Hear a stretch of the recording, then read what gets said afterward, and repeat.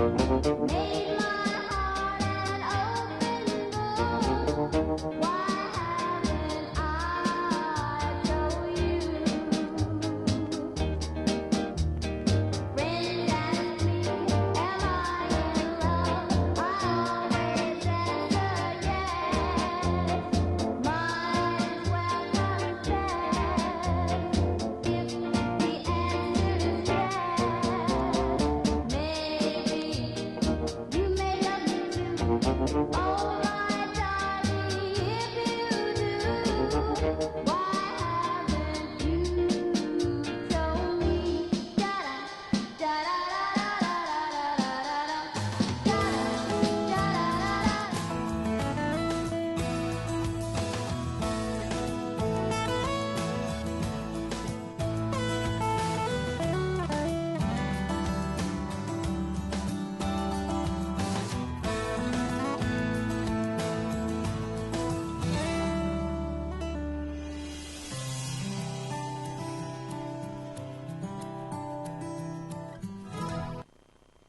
Good evening. I'd like to call to order the regular meeting of the Lakewood City Council in Lakewood, Colorado for May 22nd, 2017, 7 p.m. in chambers. Will the clerk please call the roll? Paul? Here. Coop? Here. Wickman? Gutwein? Here. Franks? Harrison? Here. Roybal? Here. Vincent? Abel? Here. Johnson? Here. Shakti? Here. You have a quorum. Great. Thank you very much. I'd like to welcome everybody who came out tonight. We appreciate you joining us and taking part in local government, and would ask that if you happen to have a cell phone, maybe put it on silent. That'd be fantastic. And before we go into the Pledge of Allegiance, two quick things. One, I would like to take this opportunity, a little bit of personal privilege here, and welcome Ron Marquez, who I saw. And I'm going to welcome Ron just because Ron just retired after 29 years at the DDRC, which is the Developmental Disabilities Resource Center. So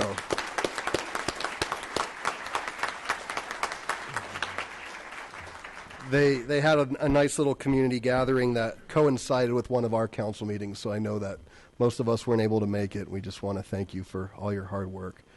And so I would now ask you to please rise, join me in the Pledge of Allegiance, and when we take a moment for silent prayer, I'd encourage you to remember our brothers and sisters in Manchester, England, as they're dealing with some questionable activities. Thank you. I pledge allegiance to the flag of the United States of America and to the republic for which it stands, one nation, under God, indivisible, with liberty and justice for all.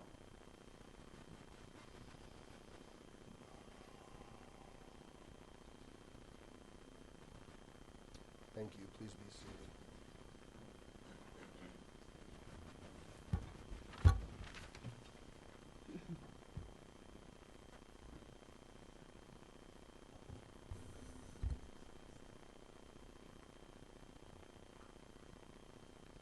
Clerk, please read item 4 into the record.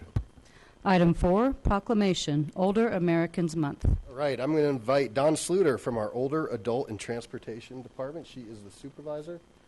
Come on down. It's time for a proclamation. I'll ask Mayor Pro Tem Harrison to please read. Recognizing May 2017 as Older Americans Month, whereas the month of May is declared as Older Americans Month, the theme for 2017 is Age Out Loud.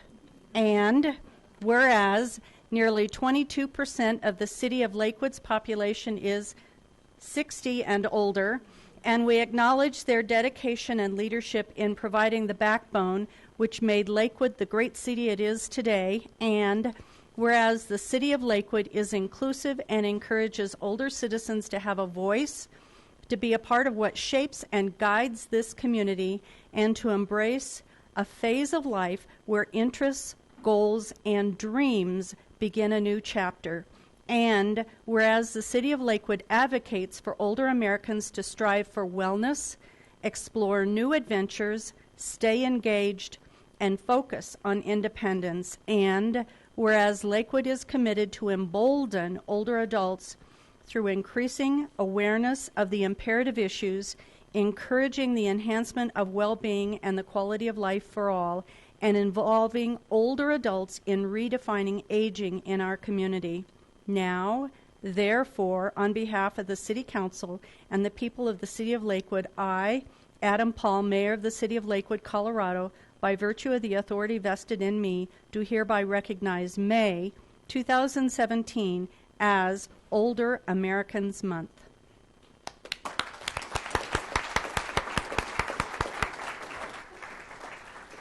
Thank you, councilwomen and men. Thank you, Mayor. Our city is dedicated to acknowledging our older adults and supporting them in many ways. Last Friday, we had the Older Adult Wellness Fair, and over 350 people came to visit us on that cloudy day, cool day. We were very grateful to share a lot of what's happening in the city of Lakewood, all of the different things under our division. So thank you very much, and thank you for the proclamation. Thank you. Thank you, Don, and that was a great event, and we have a lot of new opportunities coming into the city. One group that was at the event is an outfit called A Little Help, and they're going to be in the city of Lakewood spreading their mission to help our older folks age in place and help them be able to live to the fullest as they age, and recognizing that they're such an important part of our community. And I had the wonderful opportunity, and maybe some of my fellow council members did as well, to go to Eaton Senior today and wish Miss Mary Rolls a happy 101st birthday. So it was quite an honor to go and meet her, some of her family, and some of her friends. And I can tell you, I bet you she would run circles around me. So it was pretty cool. And again, happy birthday to you, Mary. We look forward to 102. Will the clerk please read item 5? Item 5, presentation, Urban Land Institute Inspire Impact Award, 40 West Arts District. Right. So I'll now invite down Alexis Moore and Roger Wadnell from our planning department.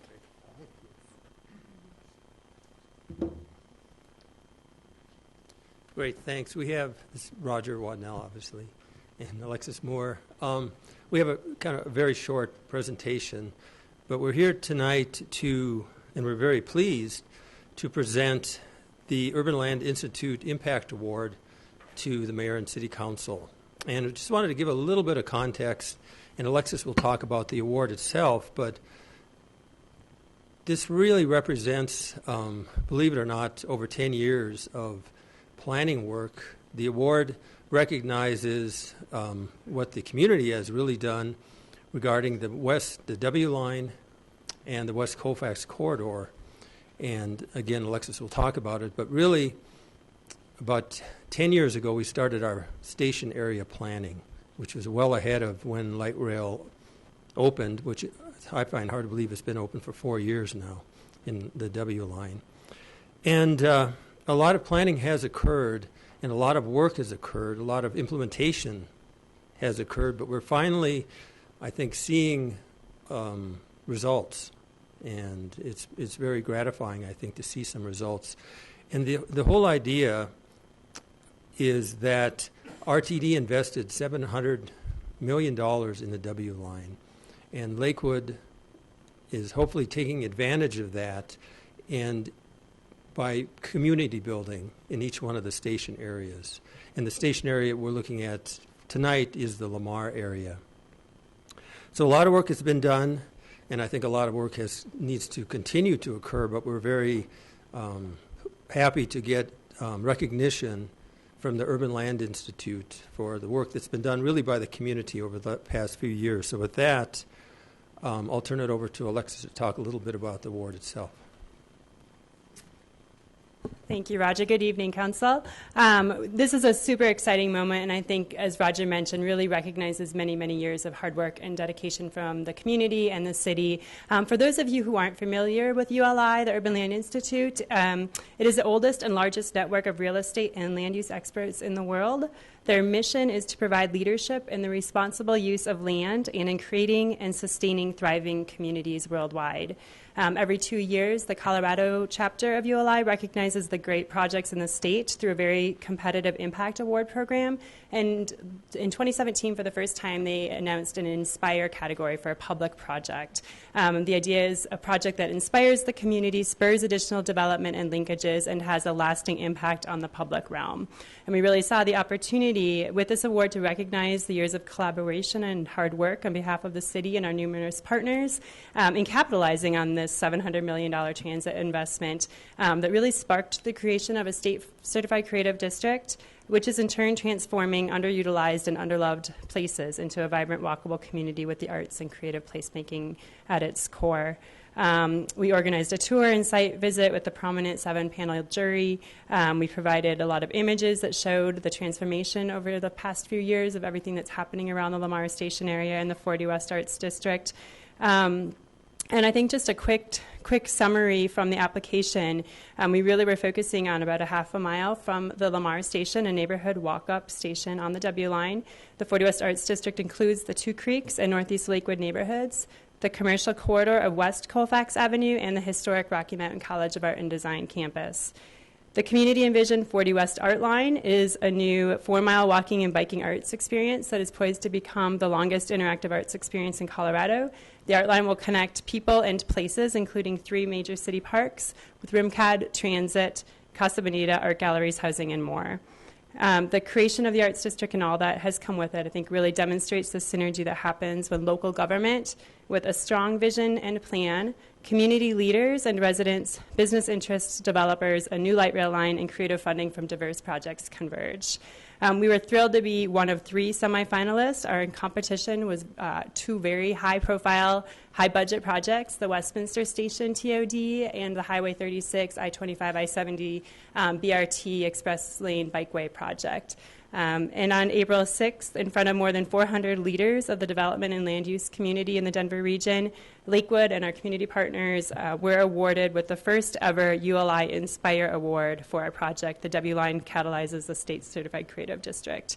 And in announcing the reasons why we were awarded the project, especially with such stiff competition, the jurors noted that they were really inspired by the grassroots and community engagement elements of the project, and the partnerships between the many interest groups, the neighborhood organization, neighborhood leaders such as Maddie Nichols and Kathy Hosford, who are here tonight, the Business Improvement District, the 40 West Arts District, and many other nonprofit partners that we have in the West Colfax area, the private sector, including the development community and local businesses, and the city leadership that has really allowed this project to be successful. So we are thrilled to bring that award home and to present it to you tonight. We wanted to show a really short 3-minute video that ULI created about this project and I think helps describe it in a little bit more detail.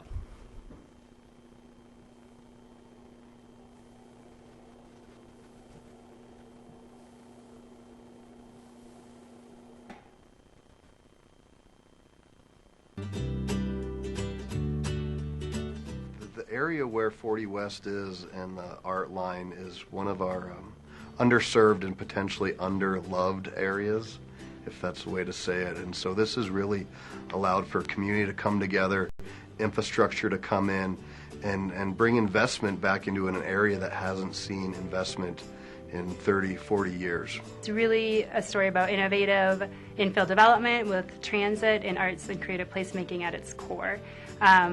It really begins about a decade ago as the City of Lakewood was working with community to lead efforts to plan and zone for the 7 stations that were coming in along the West Corridor light rail line. It was an area that was in need. It has a very rich history, having been the gateway to the Rockies in decades gone by, but it had been neglected. So the first challenge we had to face was making people believe that change was possible. When we first started the conversation about creating an arts district in the vicinity of the Lamar Station, I think there were a lot of questions about what that meant, and there were citizens who were unsure about the idea. There are others who were absolutely ecstatic about the idea of creating this arts district in their neighborhood. So the Art Line is going to connect 3 of our parks, and it's going to go through our arts district and allow different amenities to really come up out of the ground and have public art and make it an interactive experience, one that could be the largest in the state of Colorado. Because of 40 West Arts being one of only 18 creative districts that are certified in the state, we've attracted more than 133 creative businesses in the last year or two, and that's really changed the nature of the community. We have new bike racks in place in all of our parks and at the stations that reflect that 40 West creative placemaking look and feel that we are trying to achieve in the district. The direct benefit for the community comes in a lot of shapes and sizes. There's some very tangible components. The total assessed value in the area, when you look at commercial property, has increased about 18% over the past 2 years. Similarly, the sales tax rolls, they've gone up about 19% in that same time frame. And over the 2014 through 2016 time frame, our visitorship in this certified district has increased by more than 20%. So there's a lot of opportunity in the West Colfax corridor, 40 West area. Great areas for redevelopment. There's a lot of great old buildings, historic buildings that are prime for reuse, and the zoning is in place. So this is what I would like to say is the land of opportunity, and we really look forward to seeing more investment come our way.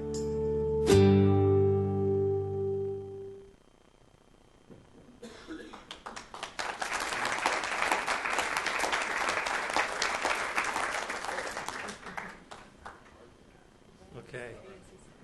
So with that, we would really like to thank all the support from City Council, previous City Councils, the community. I mean, and staff has done a little bit to contribute also, but there's been a lot of support, and really appreciate it. So we'd like to present this 2017 ULI Impact Award to the City of Lakewood's Mayor and City Council. All right. Thank you very much.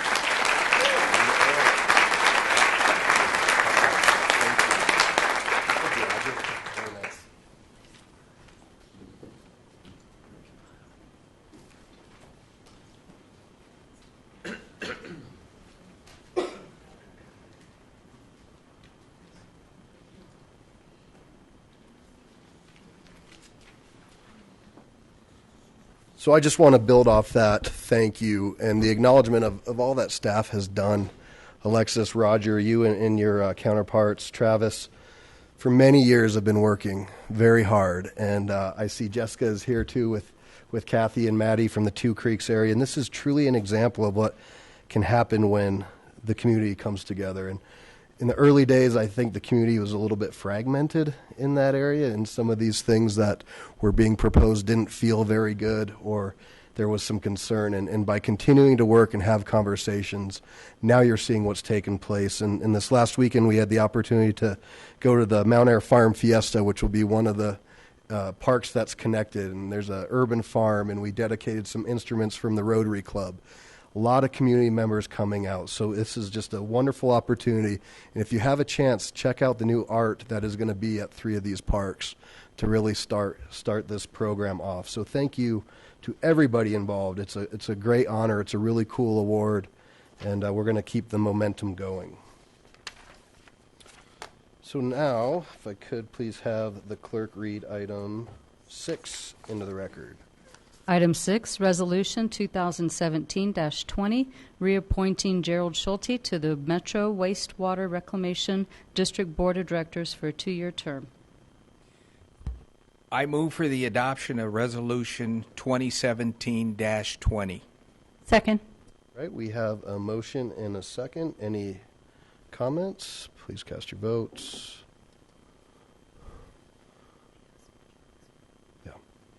And that passes 10 ayes, 0 nays. Mr. Schulte, are you here with us tonight? Oh.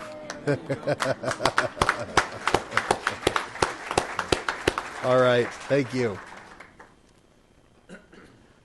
Thanks for coming out. That's great. All right. So, with that said, now we are to the point of public comment. And this is the point in the meeting where the public is invited to address the City Council on items that did not appear on the agenda. All comments should be directed to the City Council. I ask that all in attendance observe the decorum in the City Council chambers and refrain from applause or audible support or discord with the speaker. It looks like a pretty nice group in here tonight, so we won't have to worry about that. There's a 3-minute limit per speaker.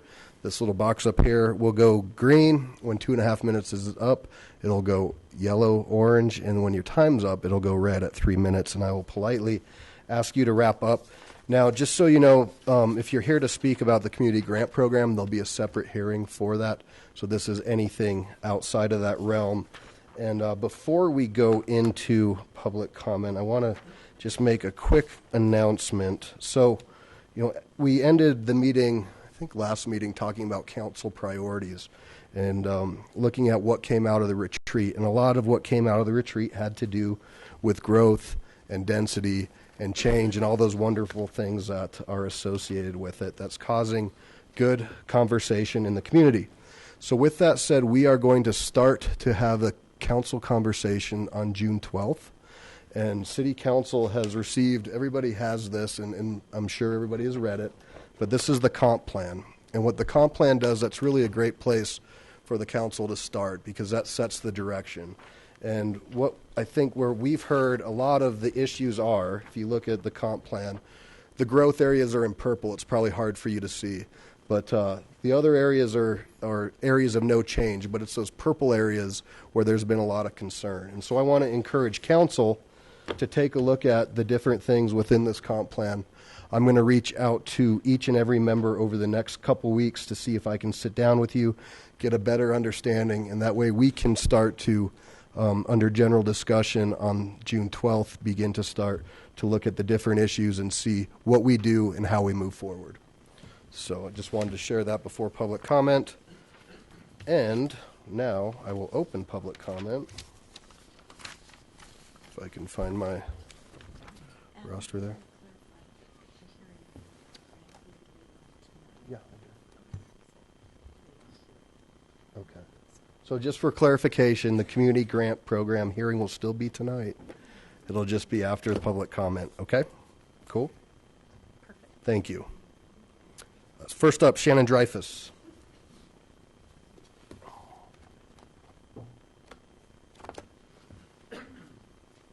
Good evening. Welcome. Good evening. My name is Shannon Dreyfus. I'm Vice President with Colorado Christian University. I want to thank the opportunity to speak with the Mayor and the City Council this evening. On behalf of Colorado Christian University and President Sweeting, I'd like to reinforce our commitment to the City of Lakewood and the neighbors that surround our campus. We understand that some neighbors spoke at your last meeting, and I'd like to provide a brief update on our situation. We've recently reached out to the tenants in the duplex that CCU owns on Cody Court and have scheduled some meetings in the immediate future with each individual tenant. President Sweeting, separately, has scheduled a meeting with Robert Baker, who's the president of the Mid-Lakewood Civic Association, to discuss our neighborhood history and the present situation. We hope to focus on creating a framework to collaborate on the current problems and the solutions as we move forward. We're going to create a community council for the CCU community and the immediately adjacent neighborhoods to establish a more regular dialogue for the CCU community and these neighbors. The goal of this council is to improve communication and, if possible, alleviate concerns as they arise in the future. Lastly, we've been in contact regularly with our Ward 1 council members, and will continue to work with the City of Lakewood leadership and any related issues. CCU is proud to call Lakewood our home, and we remain committed to fostering good relationships with our neighbors while still delivering a high-quality education to our undergraduate students. Thank you for your attention. We look forward to working in the future.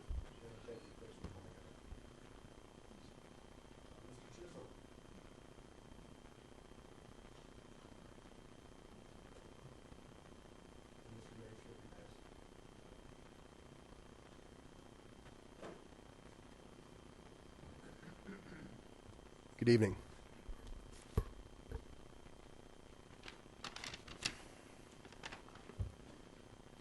City Council, Mayor, ladies and gentlemen, greetings. My name is Jay Chisholm. I am the property owner at 1595 Pull the mic closer, please. Lakewood, Colorado. I understand the council is frustrated with me. Just what do you want us to do? This is Unit C&D. It has been going on a year and a half now that I've been scrambling to get a permit to finish Unit C&D. The argument with Ann Hine has come down to 2 feet. I would like to have 2 feet of my own property so that I can finish Unit C and D. The size of Unit C and D meets the ordinance. After this, the plan of Unit C and D can go to Building Code review. The city may have some design review comments. Then a permit will be issued. By the way, I've been very successful in getting permits. I was issued an electrical permit for units A, B, C, and D, which is that, also C and D. Roofing, framing, and mechanical permits for Unit A, and a stair permit for Unit E. I would ask you to somehow grant me 2 feet of my own property so I can finish Units C and D. Thank you. Thank you, sir. Mr. Mace.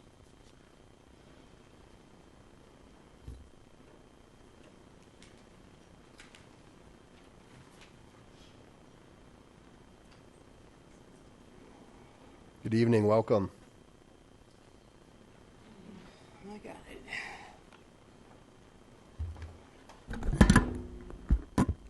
Mayor, City Council Member, John Smith, Ward 2. Also part of the Two Creeks neighborhood. I just moved in. I'm here tonight to speak on an issue that I've noticed, not only noticed, but I am working on a project to stop the school bullying issue, which I believe that City Council, instead of calling it bullying against kids, I believe it should be a total crime. Not only should it be a crime, but my question to council is, and I was talking to the police department, is if the person committing the crime against another kid is being charged with harassment, why isn't the parent getting charged as well? This is something that I think council needs to look at very, very closely and needs to respond, because the police department can't give me the answer that I'm looking for, and I've gone to them 2 or 3 times already. So, Mayor, City Council members, please take a look at the current Lakewood harassment law, because this is something that I feel needs to be addressed, or we're going to have another Columbine issue. And if council wants that, that's fine. We can do that. But I really prefer that we don't have another school shooting, or preferably rec center stabbing or rec center shooting. Thank you. Thank you, Mr. Mace. I'm going to assume that the next 3 speakers are probably want to speak on the actual community grant program, and that would be Miss Grace Feely, Leslie, Matt. Okay. I'll make sure that we get you over on the other side. Actually, I see you on the other side. Mr. Mueller, you're up next. Good evening. Welcome back to Chambers. Yeah. I'll let you know if it's good here in 3 minutes. It's so boring. Mike Mueller, you got my address. There's been a couple of things that have that I thought I'd bring up, and maybe we can get it taken care of. But a long time ago, RTD, I've fought RTD for years and years and years and years. And I took a piece of rope, and I walked all the way down 13th Avenue. And it was the length of dimensions that Linda Morton gave me of what they needed to put the light rail in. And so I walked through there, and I said, all those people on both sides, they said, oh, no, no, no, the city's not going to do that. RTD's not going to take our property. No, no, no, they'll be good to us. They're going to put up artwork and sound barriers and all this other stuff, no cost to us. RTD lied through their flipping teeth. It's been a fight to get anything out of those guys. So now I said, well, at least they didn't put the road through there that they were going to put through there. They're not going to put that stupid bike path through there. Guess what? If RTD isn't screwing those poor people, the city's going to do it. Eminent domain for a bike path? Good God, what are you people thinking? That's the most ridiculous thing I've ever heard in my life. All right, number 2. Meter maids. I didn't know we had meter maids in this city. I got a parking ticket on my residential street during rush hour. Can you believe that? That our priorities for our overpaid cops are now parking meters. Meter maids. $80,000 a year meter maids. Well, let's do this. Let's fire a bunch of cops, hire a bunch of meter maids. They can run around and write parking tickets. What is the priorities on this? We've got overpriced cops writing out parking tickets? Get your priorities straight. Good God, or get rid of some more cops, save some money. Next thing, development has gone completely crazy. They have harassed people, they have threatened people. It's nuts. They want to take people's properties, they don't want to give them any, they threaten them if they even cause trouble. Development needs to have something done. And as our president said, let's drain the flippin' swamp and get rid of those people. Get people that understand and respect the citizens of this city. The respect is gone. Absolutely, it's terrible. No more eminent domain. No more shoving high density into neighborhoods. We can't even drive on Union anymore because we got more apartment buildings coming up. We don't need any more apartment buildings. We can't handle any more people. Tell development to stop. A moratorium until you can get your traffic and all that, and talk to the neighborhoods. This is nuts. You people are crazy. Development's crazy. There's no control over them. That brings me to another item. I've been talking to a lot of cops. They're very unhappy. Very, very unhappy. And there's nothing worse than a bunch of pissed off cops. I guarantee you it is not. They're terrible. Okay. So this is what I think we've got to do. We've got to get development to respect the citizens. We've got to get the police to respect the citizens. We've got to get the police to respect the administration. The policemen are all thinking about, why are we working here? For all the nonsense we have to put up with. It's not worth it. That's what I'm talking to the cops about. And they're saying, no, it's the turnover is going to get crazy around here. You want a bunch of rookie cops? You're going to get them. Because there's going to be a big bunch of them leaving. Now, this is what we've got to do.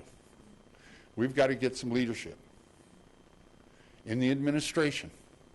And I love Kathy Hodson to death. Wrap up your comments, please. Yeah, I'm almost done. Time's up. Okay, I love Kathy Hodson to death. I was the happiest person in the world when she was made city manager. But she's got to take control of development. She's got to find out what's going on with the police department. Or it's time for her to make changes, or it's time for you to make a change. Thank you very much. Appreciate you coming out. Mr. and Mrs. Fleet, I imagine you're okay. We'll make sure we come back.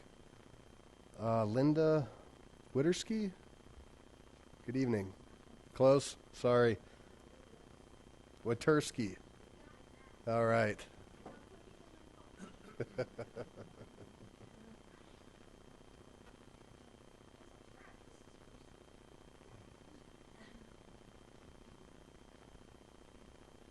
When did this summer come to Lakewood? I know. Or was that 2 days, or was that? Welcome. Thank you so much. I hope I can say this as respectfully as possible because it's a very awkward subject. I live on West Dakota Avenue, just east of Lakewood Estates. There's one particular, there's been others, but there's one particular person handicapped in a wheelchair.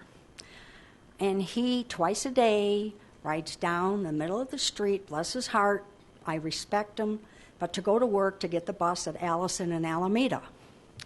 So he's on Dakota in literally the middle of the street, blocking traffic, and on Carr, which of course you know is a little incline, very difficult to see.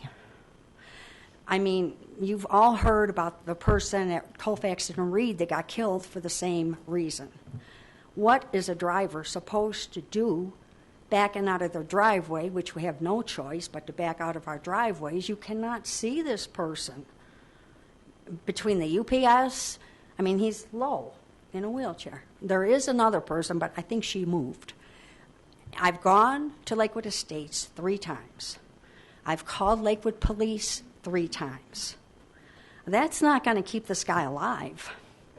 Now, I can't hold him in the street until the police come to give him a ticket. I mean, what can be done? I mean, I'm very concerned because it happens to me like maybe 3 times a week that I'm closer to him than I am to you, and you can't see him. So that's my concern, and it's a human compassion concern. It's not anything else. Certainly. So maybe there's something somebody can do or send to the Lakewood Estates or something, because maybe if he's issued a warning or a ticket, he'll catch on. He doesn't have a flag. He has nothing. Okay. Thank you. We have your contact info, so we'll have somebody reach out. Thanks for coming out. Mr. Baker. Good evening. My name's Robert Baker. I'm the president of Mid-Lakewood Civic Association. Good evening, Mr. Mayor and councilors. Since the last city council meeting 2 weeks ago, CCU has not offered a satisfactory response to address the neighborhood and city concerns regarding their publicly stated plans to turn residentially zoned properties into student living units. This is despite efforts by the mayor and our ward warden councilors in direct meetings with CCU to impress upon them the negative outcomes on several levels if they do not change course. CCU has it within its power to do the right thing. We feel that CCU should acknowledge that zoning does not allow for plans for student living units in duplexes on Cody Court, nor does it allow for future ownership or control of property for university use in our residential zonings. To show good faith, one thing CCU could do would be to make a fair market offer for reasonable new leases to the tenants they are planning to displace. We are asking we are asking City Council and particularly staff to please make it publicly clear to CCU that the community and you will be enforcing zoning code should CCU decide to pursue their plans for university use in residential zoning. Everyone will be better served if this issue is resolved before actions are taken that create legal entanglements and become more difficult to undo. Thank you for your time. Thank you. Thanks for coming out. Jamie, public comment or something? Okay, great. Thank you. Maddie, later. You can have both. Yeah, you betcha. You're a Colfax legend. I know that's hard to describe. I would just like to reiterate what Alexis said about the whole 40 West Arts District, Art Line. The district, I think, has made a great big difference in our area, and it definitely has been a community-involved process, and I would just like to thank the city for supporting this whole effort, and all the people involved. And I can't tell you how important it has been to see this all come together. I've lived in this area for 50-plus years, and I've seen it, Casa Bonita be a Jocelyn's, and now it's, that whole area is coming back to what I think makes a reasonable, positive impact in our community. So I would just like to thank everybody who was involved in that process to make it happen. So. And now they serve great Mexican food. Sopapillas, but even that's up for grabs. Thank you, Maddie. Kathy? Okay. Gary? Mr. Hardy, come on down.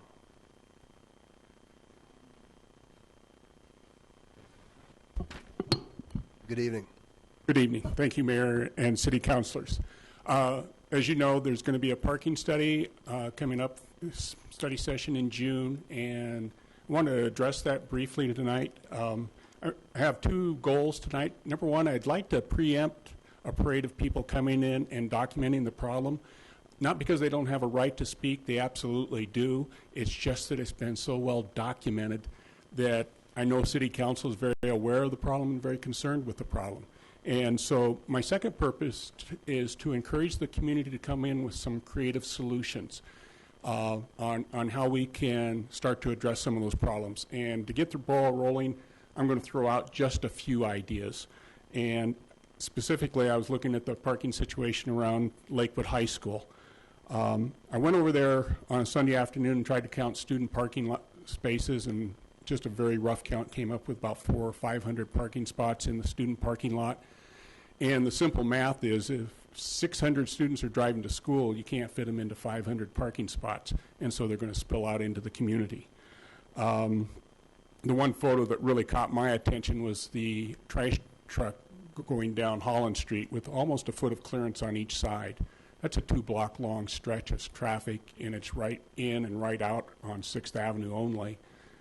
Not only is it an inconvenience, but as they pointed out, it's a huge safety problem. So just a few solutions. I would like to see if we can't develop some incentives for some of those students to either walk or ride their bikes to school. I can reach out to Eric Graham, who's the mountain bike coach, and encourage him to encourage his team to ride their bike more often. That's going to be some of the cheapest free training that they will get. On days like today, it's also good for their bike handling skills. I'd like to reach out to the high school administration and encourage them to bring in our Save the Zone people. The City of Lakewood has a program going with the Regional Air Council and Bicycle Colorado, and I've been attending some of the workshops, and the whole idea is to get people to substitute some of their single occupancy vehicle trips to either bicycle, walking, or transit.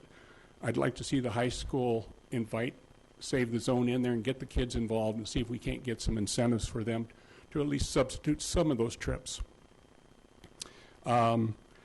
Lakewood High School has an IB program, and my kids attended the IB program at George Washington many years ago. And I know starting their junior year, they have to work on a senior project, and they start research in the summer, and it goes all through their senior year. If there's any juniors out there, and I know we're late in the school year, we may be talking about next year. If there's any juniors who are struggling with coming up with a topic, transportation is ripe for study. There's the cost of transportation, the financing of transportation, there's health issues, environmental issues. Any one of those would make a year-long project. In terms of incentives, Larry Grossman spoke to you a couple weeks ago, documenting some of the problems on Holland Street. Larry's a friend of mine. He happens to be one of the best bicycle racers in the state of bicycle race announcers in the state of Colorado. And I hesitate to volunteer his time and his livelihood, but we could reach out to him and maybe get him to, if Lakewood could reach certain performance goals in terms of saving the zone, maybe he would pro bono announce one of their high school racing events. I'd like to reach out to the business community and offer some incentives if Lakewood High School or any of the high schools can reach certain performance goals in terms of saving the zone and transferring some of those trips to from single occupancy vehicle to active transportation. And maybe the school can offer some incentives and some competition within the school, offering maybe a day off or a field trip. I was a reading tutor at a junior high school, and the kids all got behind a program, and they brought in one of the top rock bands, and they performed at a Denver junior high. And but the kids spent a whole year working on a program to win that prize. So those don't address all the parking issues in the city of Lakewood, but hopefully they'll just stimulate some more thought on the subject. Thank you. Thank you. John, you Bannock Street for the next one? Yeah, okay, thank you. Lenore? It looks like then we have Jerry and Jerry. Good evening. Welcome. Unfortunately, we're here once again fighting to save our neighborhood. Robert has already addressed the zoning issue. Another problem is the university's inability to meet the housing demands created by a growing student body. It is their intent to place students in our duplexes to help alleviate part of this dilemma. However, it is illegal to do so.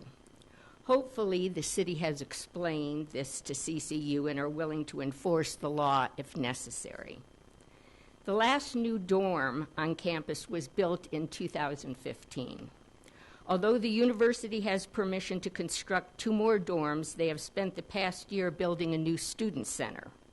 It will probably be more than a year before a new student housing is available on campus. Perhaps they shouldn't increase their population before they can accommodate their housing needs.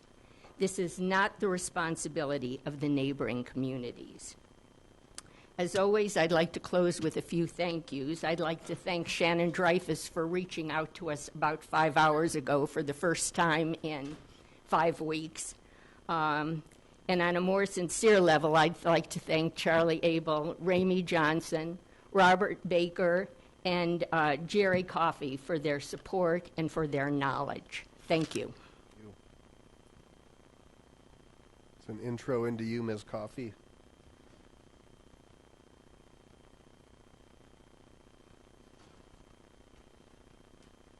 Good evening. So my name is Jerry Coffey. I live at 45 South Cody Street, and I've lived there for 43 years. CCU is aggressively overreaching its zoning. This unwarranted bullying behavior needs to be nipped in the bud. I want the city of Lakewood to stand behind its zoning laws. The authority of the city is necessary to subvert the aggression and protect the individuals who live in the neighborhood. Could not the city make a public statement stating that they will enforce zoning code breaches? The city manager might send CCU a letter stating that public comment indicates the university has intentions to use the R2 zoning as student units, and let them know that this would not be a permitted use in the R2 zoning. The letter will let the university know that the city does take their zoning laws seriously and will enforce them if breached. I recently read an article that talked about the similarities between bullying and a horrific rape. A quote from the article made a lot of sense to me as I thought about this situation. The quote read, "The difference between bullying and a horrific rape isn't as vast as many think. Both dehumanize their targets and include the lust for and pleasure gained from power, domination, and control." Thank you. Jerry? Good evening. Welcome. My name is Jerry Doolin. I live at 130 Cody Court. I am one of the tenants about to be ousted and be replaced with student housing. I'd like to do a little paraphrasing and perhaps a quote from one of my favorite state or U.S. senators, not from this state, who talks a lot about laws and talks a lot about this being a country of laws. And he talks a lot about the little statue on the judge's table with the blindfolds and the scales. And he says that those scales represent the law in that, and I quote, "The law is the great equalizer," unquote. I would like to say that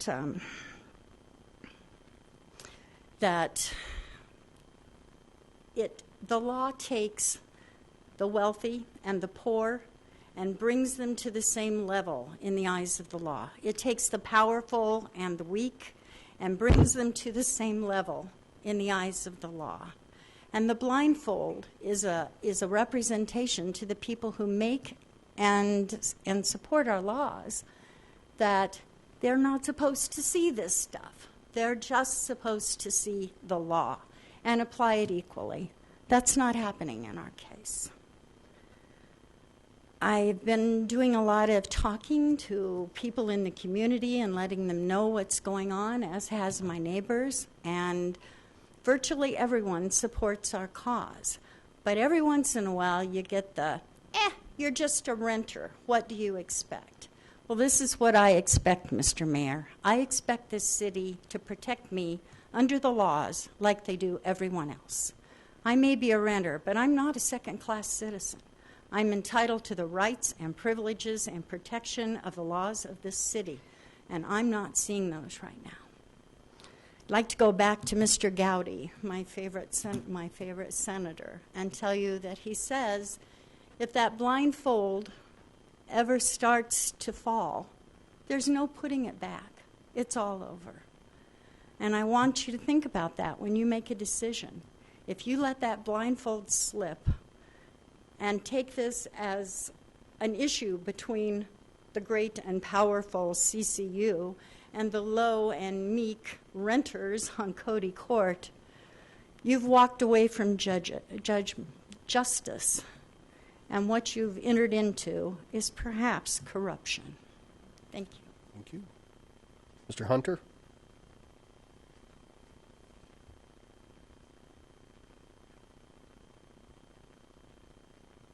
Welcome.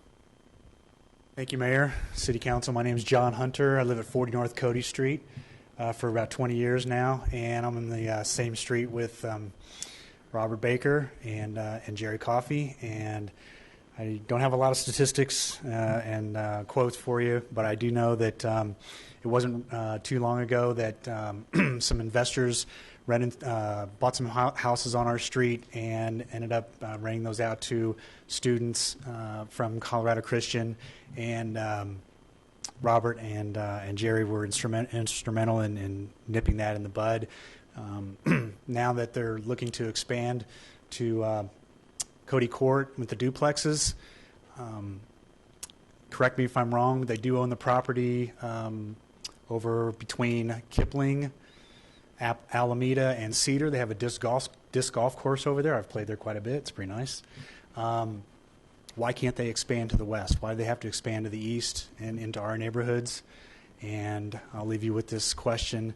If, again, supporting Robert and the two Jerrys, when is this going to end? If we allow this, if the city mayor and the city council allow this to happen and they expand to the east, when is this going to end? Thank you. Thank you. Donna Schulte? Come on down. You going to read a statement by Jerry? All right. Welcome. Okay. So hello, everybody. I'm Donna Schulte. I live in Green Mountain, and I want to talk to you about the proposed apartment complex that is going to go in, supposedly, behind the Safeway store. In my opinion, and this is just my opinion, that's the wrong project for that little plot of land.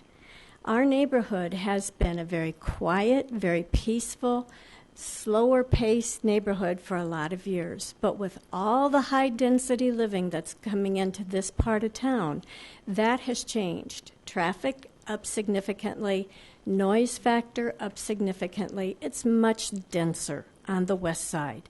We're hearing a lot about zoning tonight. And it seems to me that in this particular case, somehow we're stretching the interpretation for what that land has been zoned for. Now, I'm no expert on zoning, so I'm relying on all of you to represent the people in the community, especially two of you. And in my opinion, what would be the appropriate development for that land would be to look at duplexes, patio homes. In my opinion, it'd be great if the city owned it and made it into a park, or perhaps open space came on board and put that little plot of land into a park right across from a grade school and a great deal of high-density living where there are children. Wouldn't that be nice? Wouldn't that be ideal? That's my 2 cents worth from the For Whatever It's Worth department. Thank you for listening. We appreciate it. Thank you. So that's all that signed up to speak on public comment. Anybody else wish to speak? Mr. Skilling?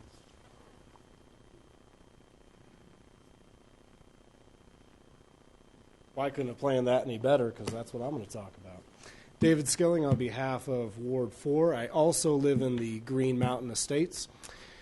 A little bit of context to people that may be unaware of the project. This is right across from Foothills Elementary School. We had a community meeting last Tuesday to talk about things in which the developer came out to talk to all of us about his plans to build high-density apartments. So what we've been hearing a lot about is the zoning issues, and I actually do know a little something about zoning, and I would say that I think the problems that we're facing right now over there, we're going to face in a lot of other parts of the city, and it's actually your all's fault.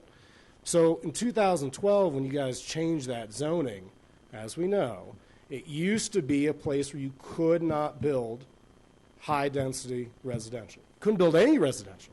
30, 40 years, couldn't build anything there. It was supposed to be the Green Mountain Community Center. You could build a church, you could build an office, you could build a lot of stuff. And this is going off the plans that say 1970s and PD 91. You're skeptical, let's look it up. Now, I could be wrong, and I've been wrong a lot. But based on what I've seen, it looks like a lot of those folks that built their houses on Alki or bought their houses on Alki there, a lot of people that lived in that community did not know that that plot of land would ever be zoned to have 50-foot apartment buildings. And I think it's as recent as 2012. Again, you might be skeptical. Let's go look it up and see when that property was actually zoned to allow residential. I think that when that MES came in there, that mixed use, that's when we could do the residential, or at least that's when the city okayed it. Prior to that date, you could not build residential there. That means all of those people that invested there, bought there, raised their kids there, had certain expectations. In 2012, they didn't vote on it. You all, I guess, voted on it in the 2012 zoning change. They weren't aware of it, didn't get any notification of it, unless we're counting the Lakewood Hub or the Sentinel or the Watchdog or whatever magazine comes to their door. I don't know how the notification worked, but they didn't know about it.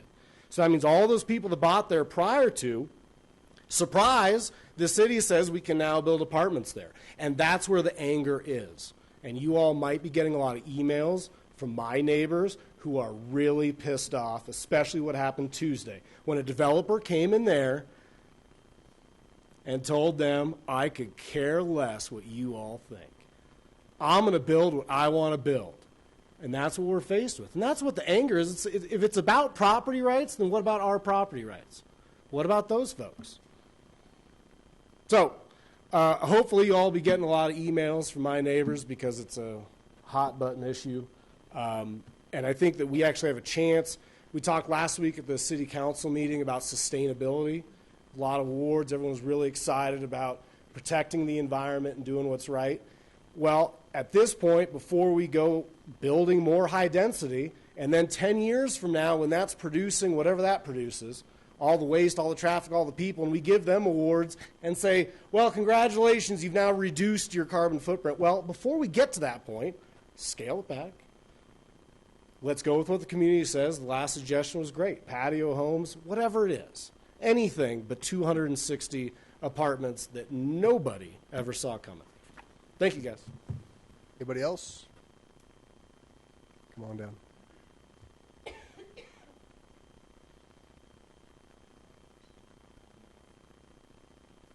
Welcome. Hi, thank you. Good evening. My name is Georgie Marquisi, and I'm a neighbor on Allison Street.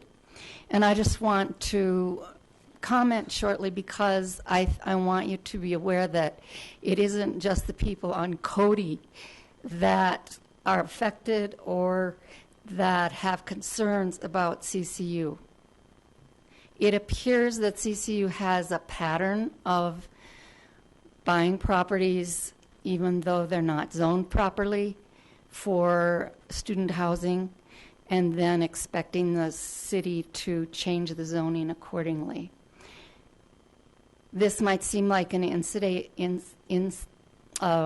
isolated incident, but they're buying all over the city, and we don't want CCU all over the city.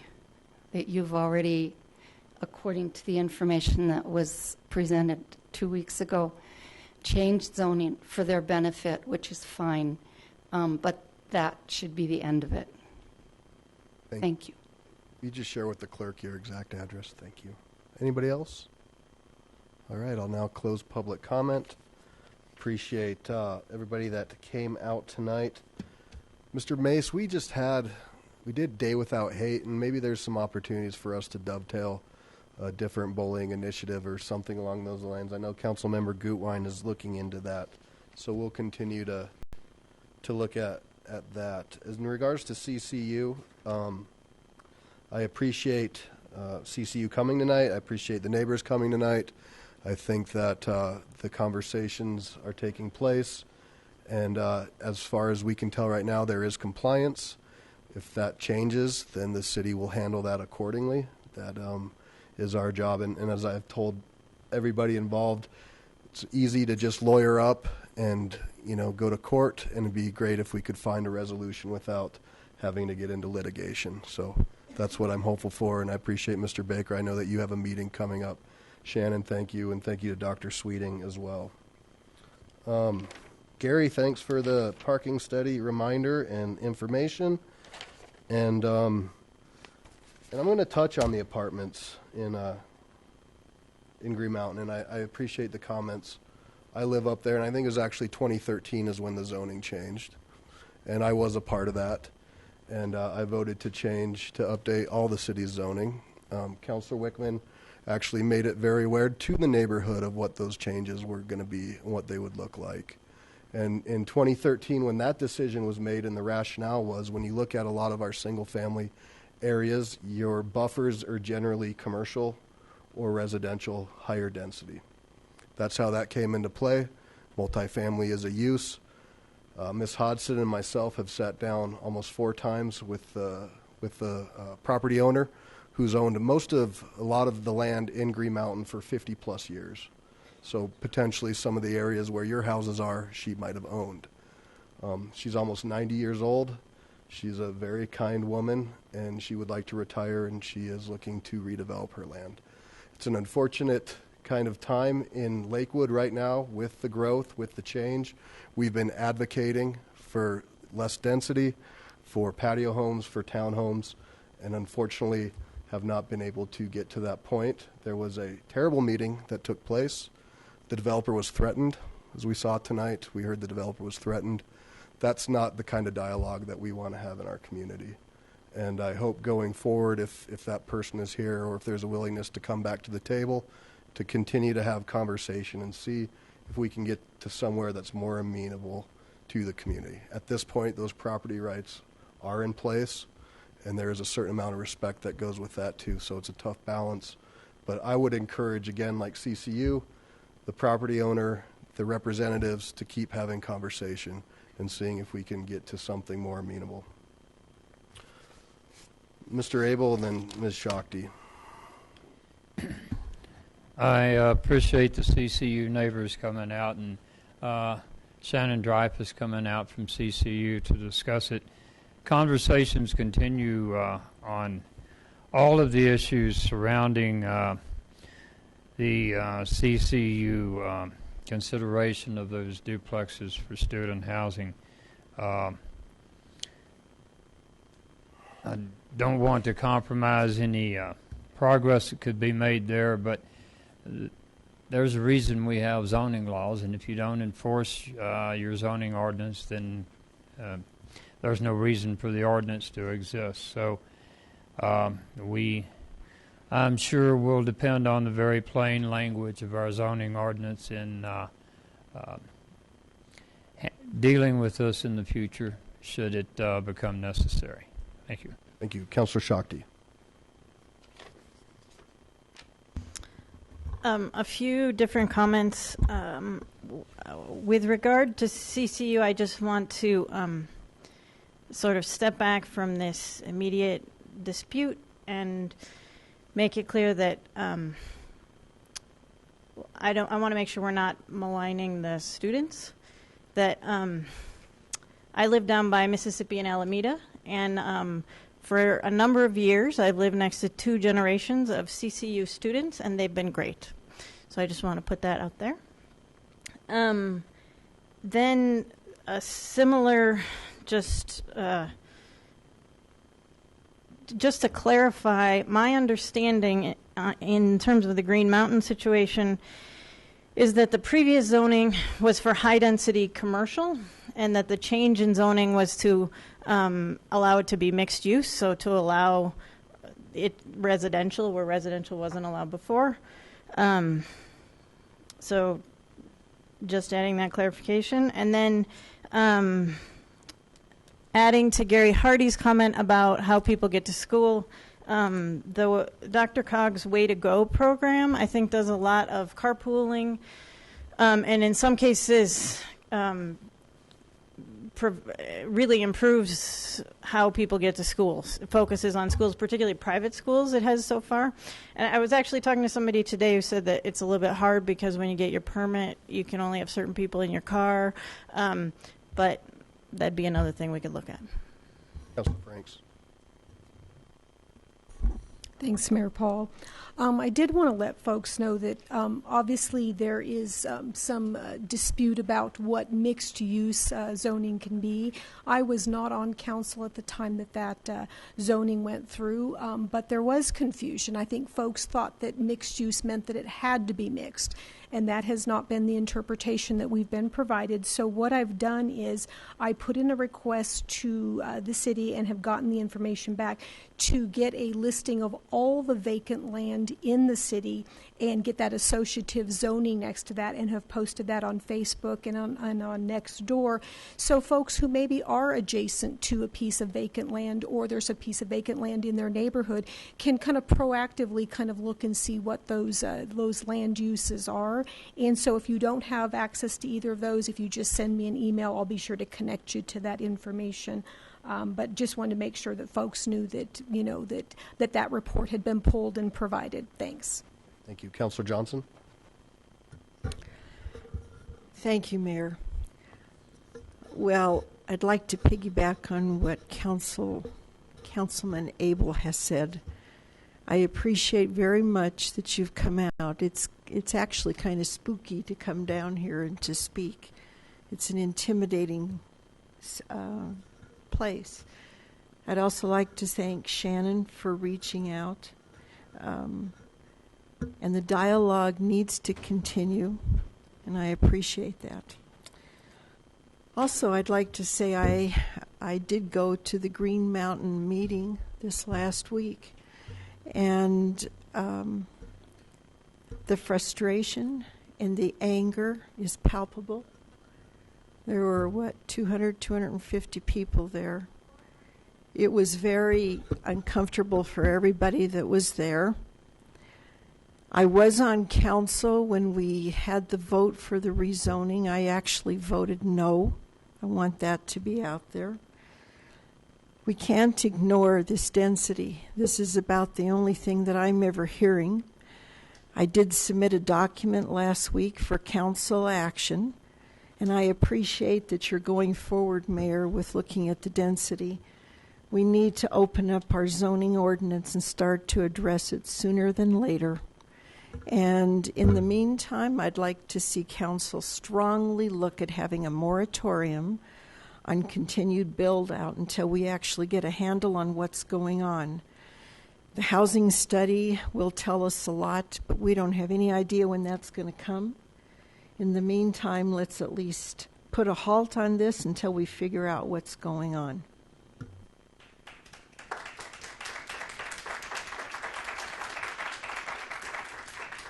Councilor Wickman.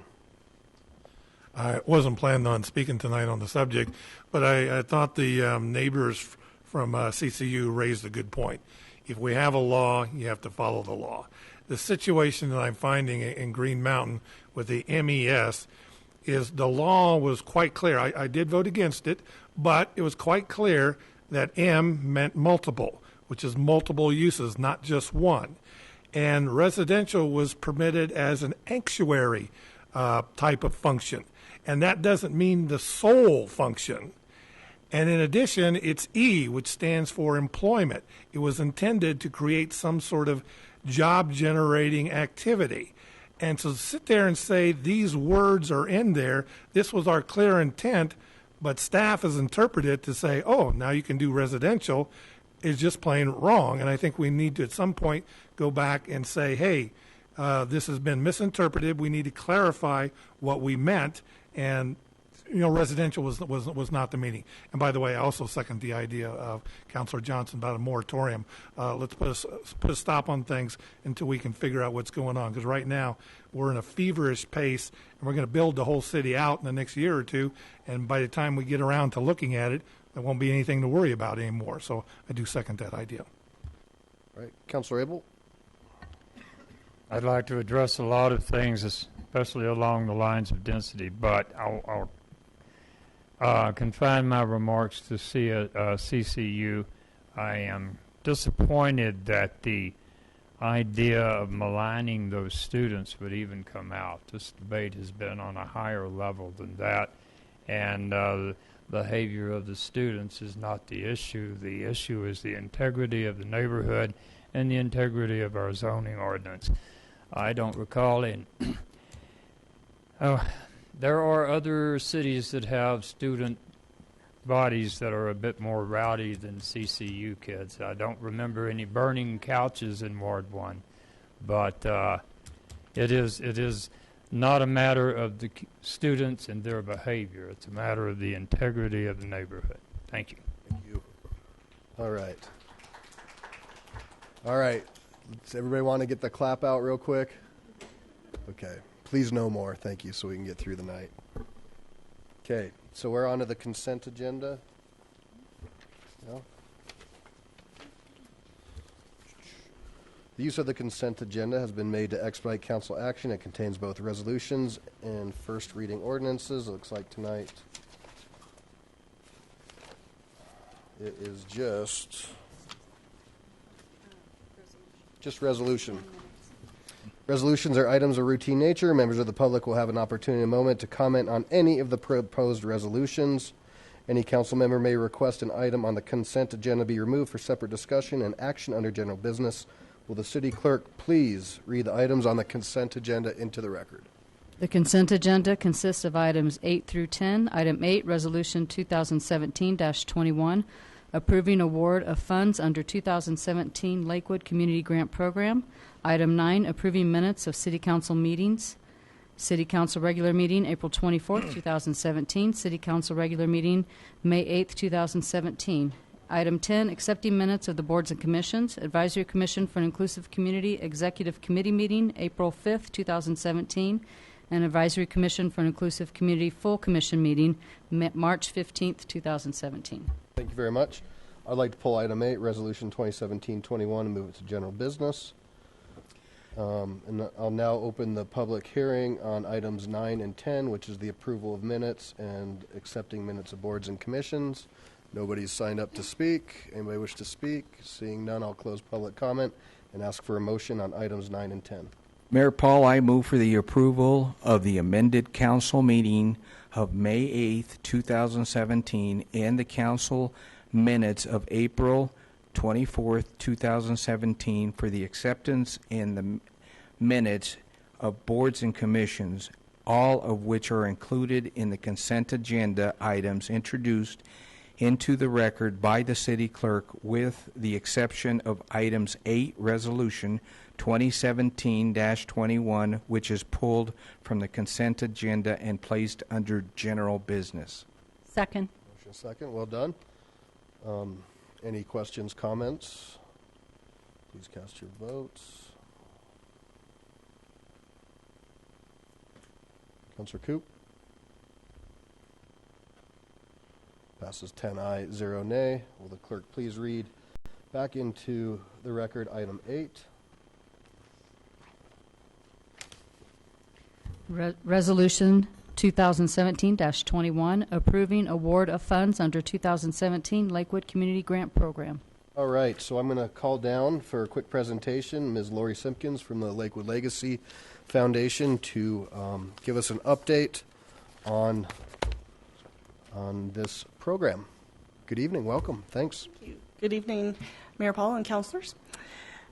Quick summary of our committee for the Community Grant Program.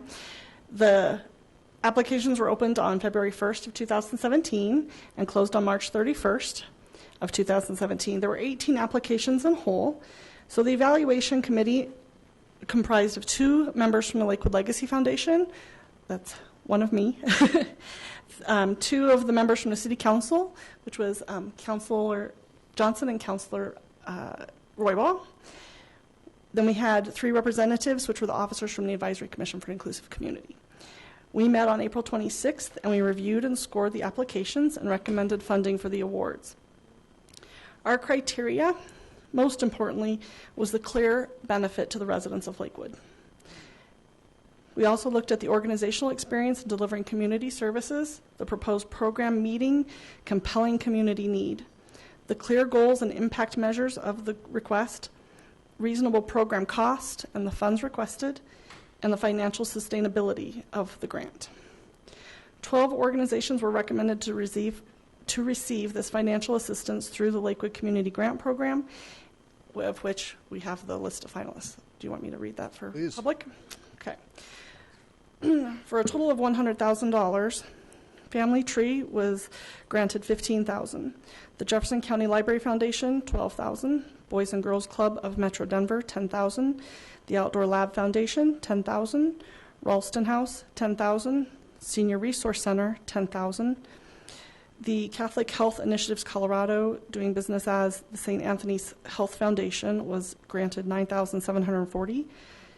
Hands of the Carpenter, $6,000. Jeffco Action Center, known as the Action Center, $5,000. Second Wind Fund, $5,000. CASA of Jefferson and Gilpin Counties, $4,800. And the Lakewood Symphony Orchestra, $2,460. Not all grants were approved.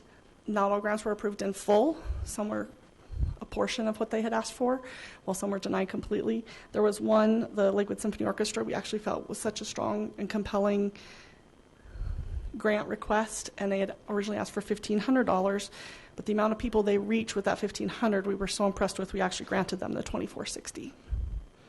Great. So I don't know if you have any questions about our process, the things we looked at. Any questions for Ms. Simpkins? Mr. Coop. Thank you, Ms. Simpkins, for that. I do have some questions because not being involved in the process, I was just wondering, when you meet to discuss these, is this over a period of time? Each member of the committee was given a packet, which was a ream of paper. I made the mistake of printing off myself at home. So I think it was a whole printer cartridge. 500 pages or some. And then we reviewed all of those at home on our own, and then came in and then had a meeting one evening where we met together and discussed each application and the merits of that application. All the applications that were... Yes, all of those 18 we discussed at once at a committee meeting. Okay. And when you decided on which ones to approve, can you tell me about that process? Was that the same night? Mm-hmm. The things that we looked at what they were asking for, if we felt that it was really going to help citizens of Lakewood. That's really our key. We weren't going to be helping an overlap, or it's to help the community, yes, but the community of Lakewood, because the funds come from Lakewood. The other thing we wanted to look at was the cost of how many people they were reaching out to. It may have been a good cause, but if it was $600 per person, or was it $60 a person, or $10 a person, so that we could, I mean, we're not going to take the low ball bid, but yeah, we wanted to be able to affect the most amount of people within the city of Lakewood that we could. Okay, so you do... For our limited funds, yes. So you do this all in one night. Do people make a motion? How do you just whittle this down into the ones that you recommend? Each person scored. There's a score sheet. So we came into the event, into the meeting with our scores.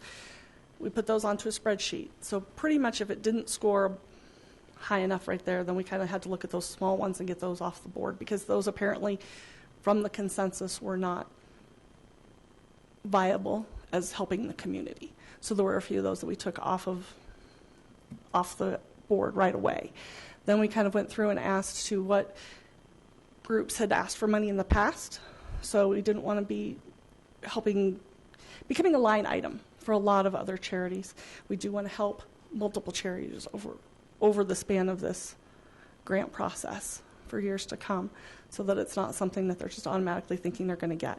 We also, most of us did like the idea too, if it was helping a specific grant reason, not just going into general operating funds. Okay. But that was just a personal thing that I found amongst the committee members. It wasn't a criteria for the grant. Sure, absolutely. Was there, so it's done on a point system, or you? Yeah, because it kind of gives you somewhere to start from. And then if there was something, it may not have scored high enough, but one member felt that it did, they could kind of lobby for their reasonings of what they felt they saw or didn't see in that grant proposal. So was there a vote at that point in time? Yeah. Yep. Then amongst the 7 of us, we would vote. So all 7? Well, there were 6 present. One was out for a health emergency, so the 6 of us voted then at that time. Was there disputed votes, or was everybody unanimous? Amazingly not. We all got along very well. Yes. Very nice. Well, thank you. I appreciate the work you all did. The process, I think, is fabulous that you all employ, and how much effort you put into being equitable and spreading this around the community to put the money back into the community to the people that will benefit the most from it. I appreciate your time. Thank you. Thank you. Mayor Pro Tem Harrison. Thank you. Lori, could you tell us how many total requests were presented, how many applications? There were 18 requests, and the grand total for funds that was requested was $233,000 basically. So the committee basically whittled it down to $100,000. Which we had already approved in our budget. So that was one thing that's really important. One thing for me, I really like this idea of your committee making these choices. First of all, your criteria of the fact that these are citizens of Lakewood that you're serving, or the charities are serving, I think is really important. And the other piece that I really like is that you're trying to kind of move it around and serve a lot, because with the request of $233,000, that tells me that there's a lot of really worthy charities out there. We would have loved to have given away more. Thank you for what you did. Thank you. Yeah, we would have loved to have given away more. And I would like to point out that totally lost that train of thought. Sorry. It'll come back. Was there somebody else? Hey, any other questions? All right. Thank you very much. It came back to me. I just want to point out that what I do like about the committee is that we do change every year as far as those representatives, because council members will change. So do our representatives from Advisory Commission and Lakewood Legacy. And there is also a no conflict, that we all are given kind of the list of who is on the list requesting the grants. So if we have any affiliation with any of those, because I actually was supposed to be on the committee 2 years ago and had a conflict of interest with one of the grant requests. So I just want to let everyone know that is on the up and up and is considered. Great. Thank Thank you very much. Thank you. All right, before I open public comment, I'll just quickly summarize again. This program was created via resolution in 2016, resolution 2016-6, and the money was budgeted in this last year's budget, and the criteria is benefit Lakewood community, experience, proposed project, program, service information. This is everything that's needed. Identify need, budget, and financial information, timeline, and the sustainability of the organization. And so with that, I would like to open public comment. And I think we have a boys and girls contingency led by Ms. Dahlkamper and Grace and Matt. If you want to all come on down.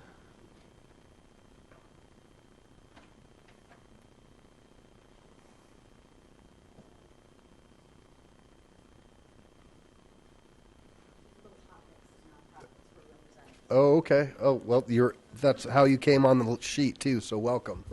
Grace, how are you? I'm good. How are you? I'm good, thank you. Hello, Mayor Paul and members of the Lakewood City Council. My name is Grace Feely, and I'm a Jeffco School student. Mayor Paul, you have encouraged kids all over Lakewood to tell you what they think, and I just want to thank you for caring about our opinions and our input. I'm here tonight to speak on behalf of the Action Center and the Jeffco Boys and Girls Club. I've served as a volunteer during the Action Center's school supply drive, and I've seen firsthand the impact that the Action Center has had on kids and families. School supplies are expensive, and for some families, the additional cost of them can result in tough choices like having to choose between paying rent or buying groceries. The school supply drive is only one of the many ways that the Action Center gives back to the community. I've also been involved with the Jeffco Boys and Girls Club. During the holiday season, I made ornaments with the club members. And the club is a safe place for kids to go after school. They can get help with their homework, and they can do things like play sports, and they get food. And clubs like these, they help kids in need to get a better education and to learn as much as they can so they can become better future community leaders. So I hope you continue to fund these groups and others that are before you tonight. And I also want to talk about Outdoor Lab. So as a Jeffco student, I went to Outdoor Lab, and it was a really cool experience. And I learned a lot of skills that I'll use in my future and that were really important to know. And kids at Outdoor Lab, they learn a lot, and they make a lot of memories. And I hope you continue to fund Outdoor Lab. All of these organizations make a really big difference in our community, and they help kids learn a lot so they can do more in the future. Thank you for listening. Great, thank you very much. Thanks for coming out. Leslie. The silent one? I like that one. We'll do the sign language clap. Jazz hands. That's yes. what we'll do. All right. Mayor Paul and City Council members, thanks so much for the opportunity to voice support for all 12 of the nonprofits that you have proposed funding for before you tonight. I'm wearing a few different hats today. I currently chair the Youth Investment Committee for the Jeffco Boys and Girls Club, and I also serve on the advisory committee for Jeffco Gilpin Casa, and I am the former president of the board of the Action Center. As a member also formerly of the Jeffco School Board, I've seen firsthand the impact, the very positive, powerful impact of Outdoor Lab and also Second Wind. Tonight, I wanted to just take a moment to touch on the Jeffco Boys and Girls Club, which, as you know, is nearby at Emory Elementary, formerly O'Connell Middle School. And the club serves more than 460 children. More than 80% of them come from low-income families right here in our neighborhood. And as the chair of the Youth Investment Committee, I'm here because I believe we share many of the same values. We want our children to be safe. We want to keep them safe. We want to ensure they're successful in school with bright futures ahead of them. We want to make sure that they have access to trusted adults who will mentor and support them and provide that safety net when needed. And we also want to emphasize the importance of health and wellness to our students.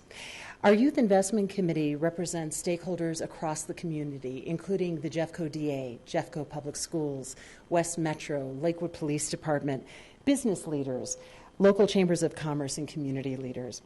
We want you to know that your contribution, your funding of the Jeffco Boys and Girls Club gets results for children and youth.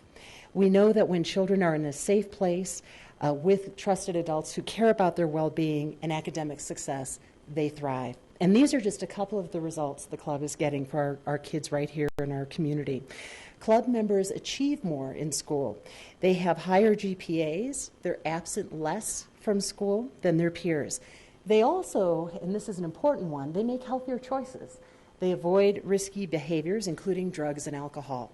And they give back to their community, contributing a whopping 8,000 hours of community service. They and we are incredibly proud of that. I urge you to continue to fund not only the Jeffco Boys and Girls Clubs, but the dozen nonprofits that are before you this evening.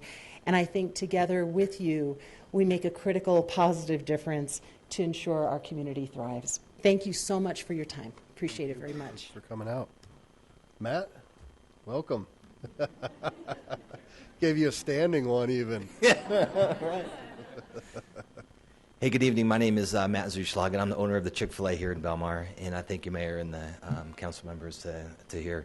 And I just want to echo, too, thank you for your support in the community, all these needed community services that are so needed in our community. I, too, am on the Youth Investment Committee for the Boys and Girls Club. And I get pretty passionate about this. Dang it. All right. I did this last time, too, in front of another group. We're trying to do some, but anyway, it matters to me because I see it's so real. You know, we talk about stats and everything that Leslie said spot on, you know, that the GPAs are higher for students that are involved in Boys and Girls Club. They go on to do further education for higher learning. Their attendance in school is higher. All those stats are real. What I wanted to try to bring home, try to add to what was already stated, is try to make it personal. And so one of my directors at the restaurant, we employ about 75 or so team members at the restaurant at Chick-fil-A. About 60% of them, 60 or 70%, report to one of my directors, and I won't use her name, but she's a former member of the Boys and Girls Club. She's, like I said, a director now. She's got a young child, pregnant with another one on the way. And I hear her story of what she was going through as a kid, and it's hair raising. I mean, and she had a chance to speak in front of a fundraising group, and her mom is in and out of jail. She's got a very, very tough life. And you talk about low income and the challenges that those kids deal with, and it breaks your heart. You know, and this is a lifeline for these kids. You know, they get a chance to get mentored by people who care about their life and their situation, and want to see a difference in them, and they see that. It's real. She's, like I said, a proud mom, killing it in the restaurant. She's a spectacular team member and a great role model. And I got two other examples that I employ at the restaurant too, both of which are moms, single moms. Unfortunately, our community, we've seen a lot of families implode, and so you have single moms that are struggling just to get by day in and day out. And this is a place for their kids to go, and both of them have their kids at this particular school. For the Boys and Girls Club, and the kids love it. They absolutely love it. It's a lifeline. It's, you know, I'm always an advocate that busy hands are happy hands. You keep them busy after school, doing things, get productive, get encouraged by those that really care about them, and good things happen. And so I encourage you to continue to fund that program, and that's my plea. Thanks. Miss Diana Wilson, the Honorable.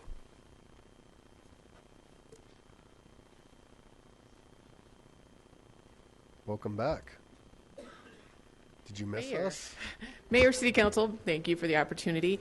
Miss you. That's funny because I almost felt like I was going back in time. It's been almost a dozen years since I've been up in one of those seats, and if somebody would have talked about prairie dogs and coyotes, I would have thought it was a dozen years ago. That's how similar it feels. However, I am here to talk about something that is new since I've been on council, which is this grant program. You know, the city has always had the luxury of great community partnerships. And in our city, I have always been proud of our fiscal responsibility. And after serving on council, I can tell you that after working for other municipalities and looking at budgets of other municipalities, we probably go beyond fiscally responsible in Lakewood. I would tend to say frugal. But that's a good thing. If you live here and you're a taxpayer, knowing that people are responsibly spending your money makes you feel good as a citizen. However, we do have these community partners, and Lakewood doesn't have to pay for a lot of human services or social services or these type of programs because we have some really great citizens in Lakewood that make these programs happen. like the Boys and Girls Club and like the Action Center, like Family Tree, advocates for children, advocates for seniors, advocates for the people who need a hand up in our community. And I will stick to hand up, because these aren't organizations that give handouts. They're organizations that are supporting people in need, various levels of need for various reasons, but really giving them the opportunity to move forward in their life. So great organizations that have applied for this grant program. Lakewood, I'd say your general fund's probably about $100 million right now, so this is $100,000. And I got to tell you, I bet that's a bargain compared to trying to offer any of these services. Even just one would cost much more than $100,000. So I wanted to come and urge you to please support this program once again. It's a great program. You have citizens out of your community that are recommending where this funding should go. I think all of the organizations have demonstrated how they're fiscally responsible as well and viable and looking at sustainability. So I hope that you find it in your heart to support all of these organizations, just to show them that the city of Lakewood cares about all of its citizens, and supporting these groups is important because we know that they offer valuable services to our community. So thank you on behalf. I'm gonna be incredibly optimistic and say thank you from the kids, the seniors, the people in need in our community for showing that you care about them. Thank you very much. Thanks for coming out. So I'll jump over here to the Fleets. You gonna do a tag team? Nope. She's cheering for you. There's backup. Yeah. Thank you very much, Mr. Mayor and councilors, for this opportunity to address the council about an issue that's very close to our heart. My name is Harvey Fleet, and I am the president of the board of the Lakewood Symphony. My wife is right here, is executive director, and we have a couple of other, two other board members here also this evening. I'm going to address the question of whether public funds should be spent on our city's nonprofit organizations, in particular the arts, and I'll come back to that in a moment, because that's where I'm coming from personally. We are deeply puzzled, my wife and I, as to why this subject keeps resurfacing to our eyes and minds at least, since the answer was long ago made abundantly clear. Decades of study and research by highly qualified organizations, we could argue about that, but not here, have shown that nonprofit organizations, including the arts, are a winning investment in many ways. We've heard about all the good things they do for hurting people and quality of life and so forth, but beyond that, economic impacts. They inject money, lots of it, into the local economy. Don't take my word for it. I'm untrustworthy in this regard. Read the reports, some covering decades of data collection and investigation from the National Endowment for the Arts. I know they're self-serving, but it's a very highly qualified organization. The National Assembly of State Arts Agencies, and of course, our very own Colorado Business Committee for the Arts and Colorado Creative Industries, which, by the way, exists within Colorado's Office of Economic Development, because they know the value of the arts to economics and the economy. Furthermore, for real-time, directly tangible, and viewable evidence, look even closer to home, something that's been done already for us here tonight by Roger and Alexis from the city.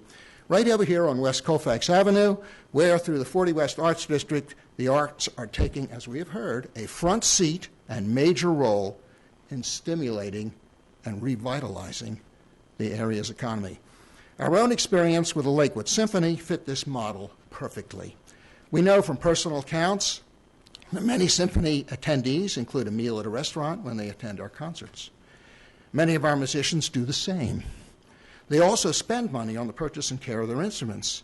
Many are music teachers who supplement their incomes by giving music lessons, and a local business receives compensation, we pay for this, for transporting, setting up, disassembling, servicing, and providing percussion instruments for use by the orchestra's percussion section. And I know that we're an important customer of this outfit. The Lakewood Symphony's mission is, quote, to present the highest quality orchestral performances to the greater Lakewood community, end quote. like all orchestras throughout the land, the U.S., our great country, ticket sales account for only about 1/3 of our total income. Receipt of public money and other money helps us make up this shortfall. Since World War II, here we come to the crux of the matter, in my mind, that I'm raising here today. Investment of public funds in science, we'll come to art in a moment, the arts in a moment, has made this country great, a veritable world-leading powerhouse of scientific understanding and accomplishment that have made our country the envy of the world. Since 1960, public funding of the arts has achieved a similar status and results throughout the land. This model for greatness is proven and clear, the spending of public monies to support these fields. It must continue. Lastly, a great city thrives economically as well as spiritually and physically, as we have seen tonight, on the arts, including, to our city's credit, a symphony orchestra. Here's a shameful plug now. You can find out how the Lakewood Symphony contributes to our city's prosperity by attending our concerts, if you don't believe what I'm saying. By the way, and I'm done now, all of you have an excellent opportunity to do just that on June 1st, right over here, less than 50 yards away, right across the plaza, when we're going to do our final program. I recommend you get your tickets now because they're selling fast. Thank you very much. All right, then I have, looks like Vicky Pine. Come on down. And then after that, maybe Lindy. Does that seem right?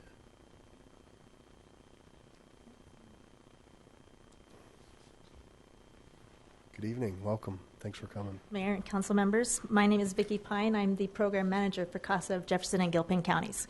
I want to thank you for your previous support that we've had in the past, and I want to remind you that we are just a small staff of 11 that serves 200 volunteers. Those 200 volunteers serve approximately 413 children each year. And of those 413 children, 155 typically come from Lakewood. So that's a little over 1/3 of who we're serving. Sadly, in the dependency and neglect case realm, we're only able to serve 1/3 of the kids who would need an advocate. So we're constantly in the process of looking for volunteers, which cost us about $1,200 to train. It's an extensive training program. It's 40 hours. There are background checks and a lot of things that go into training a volunteer. But when that volunteer comes onto a case, they see a child once a week, and that is far more than a caseworker or a guardian ad litem who is their attorney would see them, which is typically once a month, maybe once before every hearing. So these kids receive a great deal of help and support that is at no cost to us and to the community with these volunteers who advocate for them. There's great power in government in partnerships when government and nonprofits and interfaith communities come together and work to build these foundations for supporting our community. And above that, it's the opportunity to invest in a child in this situation. Investing in a child is investing in a future citizen who is able and willing to work and provide in the community instead of being further cost to the community. As a citizen who pays taxes, and I'm a conservative citizen, but as a citizen who pays taxes, I'm happy to know when my money is going to something of a good cause like this and a partnership, and that we are able to contribute and work together to uplift those around us. So again, I appreciate the funding that you have given in the past, and I hope that you will see it in your hearts to do that same thing tonight. Thank you. That was Cindy is up next. So, all right. Cindy, and then Sally, and then Jamie. Welcome. Thank you. I just wanted to add some comments to what you just heard. I'm a volunteer with CASA. I've been with the program about 2 years now. And what you just heard is true. They put us through quite a bit of training, 40 hours. background checks, and then we end up being sort of the voice of the child, eyes and ears for the court. I spend, my case actually just concluded, but I spend minimum of 2 hours a week with the children, and a lot of times I would just go and meet them at McDonald's and spend time with them and really kind of get to know the kids to sort of help the court understand what they need, an extra set of eyes and ears. As you just heard, the caseworker is on it, guardian ad litem, but these people have a lot of cases. And the way it works, the volunteer has only one case. So it's our chance to really concentrate on the kids. So I just want to say thank you for listening to us. Thank you. Sally? And Jamie?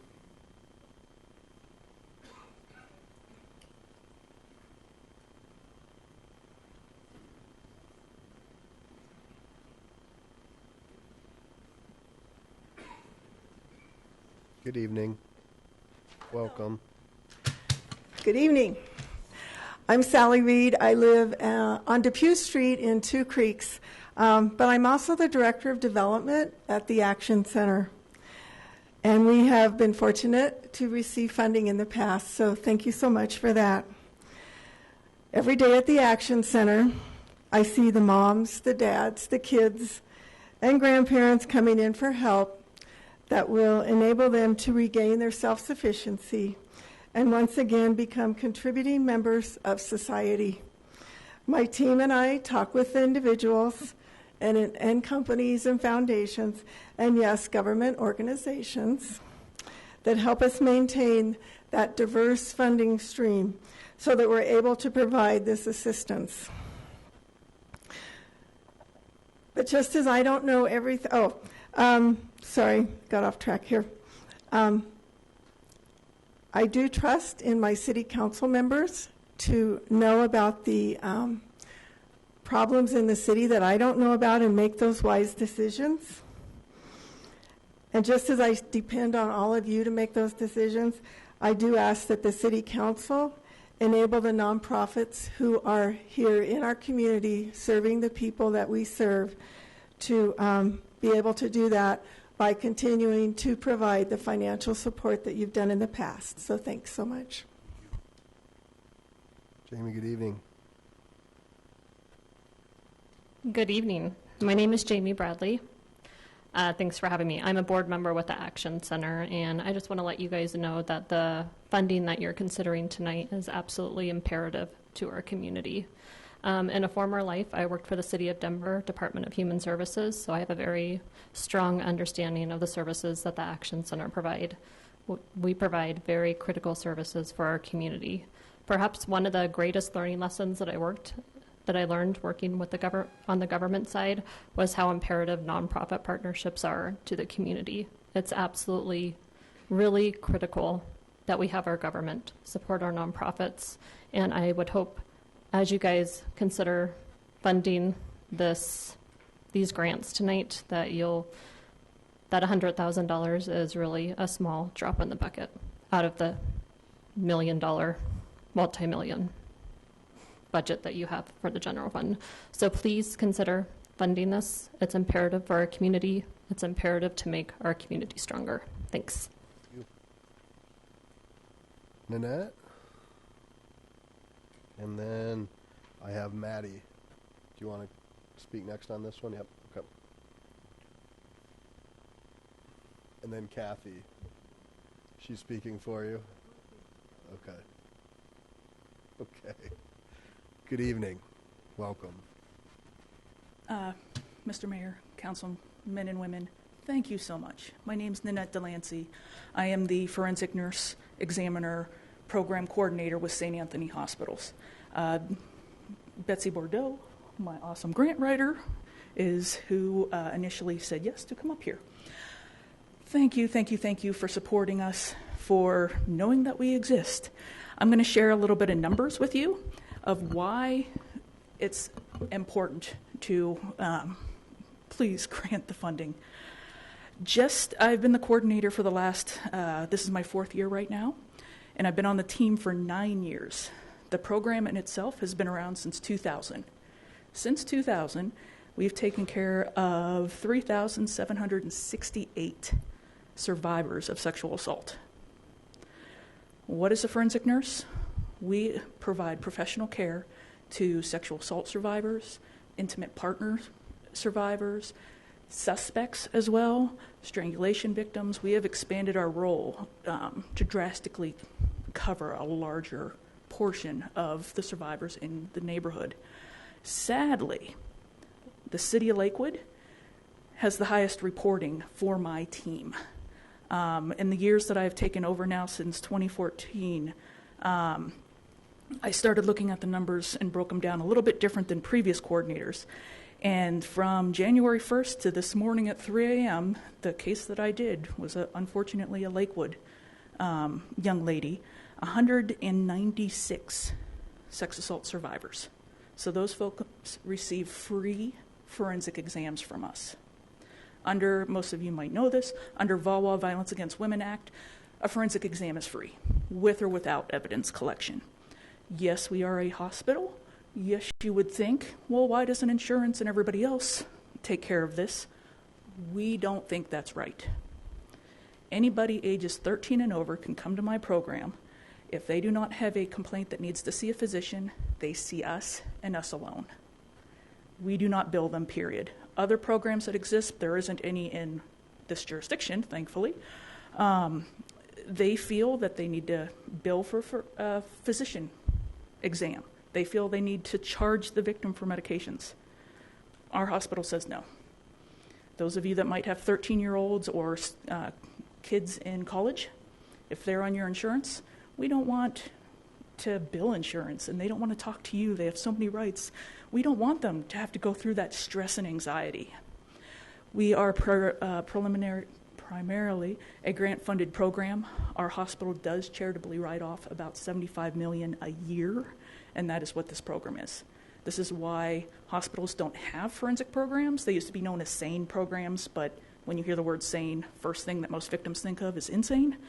And then when you say sex assault, what do they think of? Rape. Rape is a legal definition. It can be anything from licking, kissing, groping, and we see a lot of that. So with that, when I broke down some more numbers for you guys, 20% of our cases come from the city of Lakewood. So that's why, please, I implore you to grant the grants. That would be awesome. Thank you so much. Thank you. Thanks for coming out. Maddie, then Shannon.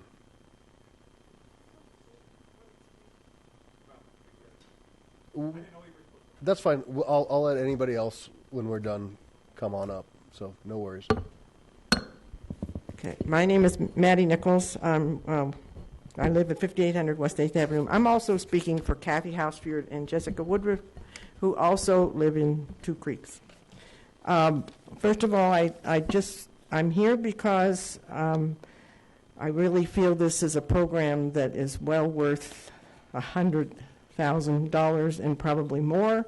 We are an inclusive community. I'm glad the city has a process that allows us to give tax money from our citizens to help other citizens in this community. I just think this is a no-brainer. These agencies and organizations provide a needed service that I think Diana said this, Wilson, if we had to, as a city, provide these services, it would cost tremendous amount of money to do what they do. So I just feel it's imperative that the city of Lakewood continue this program and maybe even, from what I've heard tonight, increase the amount of money that's spent. $100,000 is a pittance for what our budget is, so might want to think about that. But the reason I'm here is because last year at this time, I was at the city council, and I have to admit, I was embarrassed and appalled what happened when this issue came up last year. And I almost had a conniption fit, but I knew it wouldn't really work in this venue, so I didn't stand up and have a conniption fit. But I really would encourage this council to use both your mind and your heart and unanimously pass this resolution to grant this money. We need to be a inclusive community. If we say we are, let's be it. Thanks, Maddie. Shannon, and then Mr. Shields, and then Andrea. Hi. Good evening. Welcome.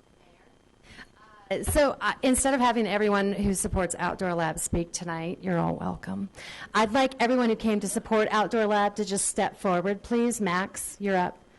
Including my 12-year-old son, who made fun of me tonight because he said, Mom, you always get up at these things and you always say the same thing. So I left what I was going to say in my purse, and I'm going to tell you why I work for Outdoor Lab. I am a graduate of Green Mountain High School. I lived around the corner from Adam, and I lived by the Skillerans. And I have to tell you that this program and programs like this had a huge impact on my life. Completely changed who I am and made me the citizen I am today. Outdoor Lab gave me the chance to reach out to other kids that I could not relate to in other ways. It's about science. It's about learning science in the wilderness. But for me, it was about stewardship of myself and others in the world around me. I had a really tough childhood, but my family and I, we hid it really well. No one knew that I was on free and reduced lunch. No one knew that I came from an abusive home. But I got to go to a program that made me feel like a normal kid, that made me feel like I fit in for the first time, you guys. And that's what Outdoor Lab is about. And your money is making sure that other kids like me on free and reduced lunch get to go for a week into the wilderness to learn about science and to feel like normal kids. And they're going to come back and they're going to be good stewards of Lakewood. Let me give you a few examples of kids that I went to school with. Janelle Anderson, who loved Outdoor Lab so much, became a genetic counselor and now works with families with difficult births and childhoods and helps them with decisions for their family planning here in Lakewood. Steve Vollenkamp is now a lieutenant colonel in our Army. Matt Hancock, my husband, is now a stockbroker, but also an avid outdoorsman and a volunteer for all of Colorado through Volunteers for Outdoor Colorado, and has helped build trails in our community. Ryan Lucas has become a principal at Elk Creek Elementary School and is making a massive difference in the lives of those kids. We have teachers, we have parents, we have children, but every single person who attends Outdoor Lab comes back to their community tomorrow and becomes a steward for this community, and 40 years from now, they will be up here talking to the council, telling them how it made a difference in their lives. So I implore you this year to unanimously vote for the money that has already been set aside to support our community. This money does not pay my salary. We have donors and we have events that pay my salary and that of my staff and our operations. This money, every single penny, goes directly to our schools to help free and reduced lunch families and those schools afford the opportunity for these children. So on behalf of every single person who showed up tonight to support Outdoor Lab, thank you so much, you guys. I just want to say, please, just vote yes, you guys. Thank you. Thank you. It's quite a show. Appreciate the group. Thank you. Mr. Shields, how are you, sir? Welcome. Thank you, Mr. Mayor. Thank you, City Council members. Family Tree's been in our community for more than 4 decades, helping people overcome and end child abuse and neglect, domestic violence and homelessness, helping them, empowering them to find strengths they often didn't know they had to create lasting positive change in their lives. The Lakewood Community Grant Program has helped make Lakewood a stronger community by enhancing partnerships with not-for-profit organizations like Family Tree and like the other 11 organizations here tonight. And these are services that are provided directly to the community and directly to our citizens and residents that the city is not able to provide or it's not feasible for the city to provide. Family Tree has been the beneficiary of these community grant programs in the past, and we are grateful for that support, so thank you very much. This year, we have requested financial assistance to help serve people experiencing homelessness right here in the community of Lakewood.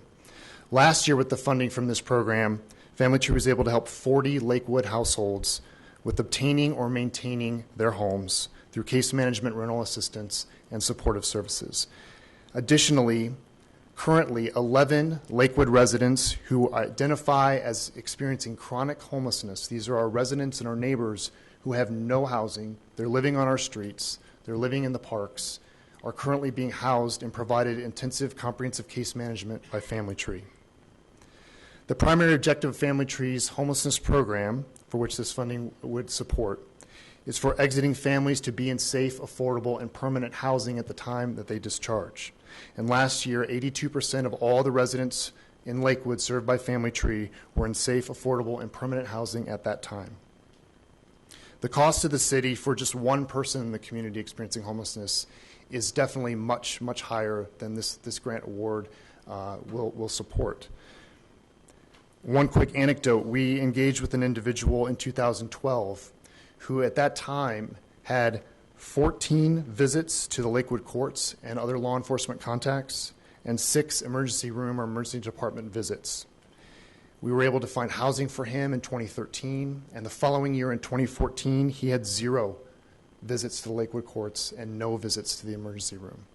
By many studies and many evaluations, the cost savings for a municipality is about $32,000 per person per year. And I think you can see through those numbers how that pans out. Lastly, I want to share another quick anecdote about a gentleman we engaged over 10 years ago who found himself and his family homeless here in the community of Lakewood. We were able to help him find housing here. And when he was able to find employment and stabilize his family situation, he decided Lakewood was where he was going to call home for good. And now today, more than 10 years later, he's now the director of operations for a locally based company, and he's a shareholder of that company that's rapidly expanding throughout the metro area. And that's just an example of what services can do and what empowering change for people can do in our community when we put our time and our attention to this.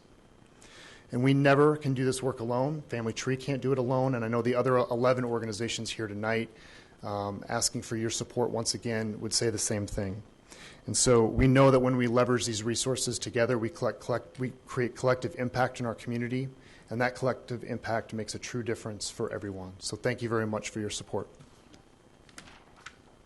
I have Andrea Lyles and then Nancy. Good evening, welcome.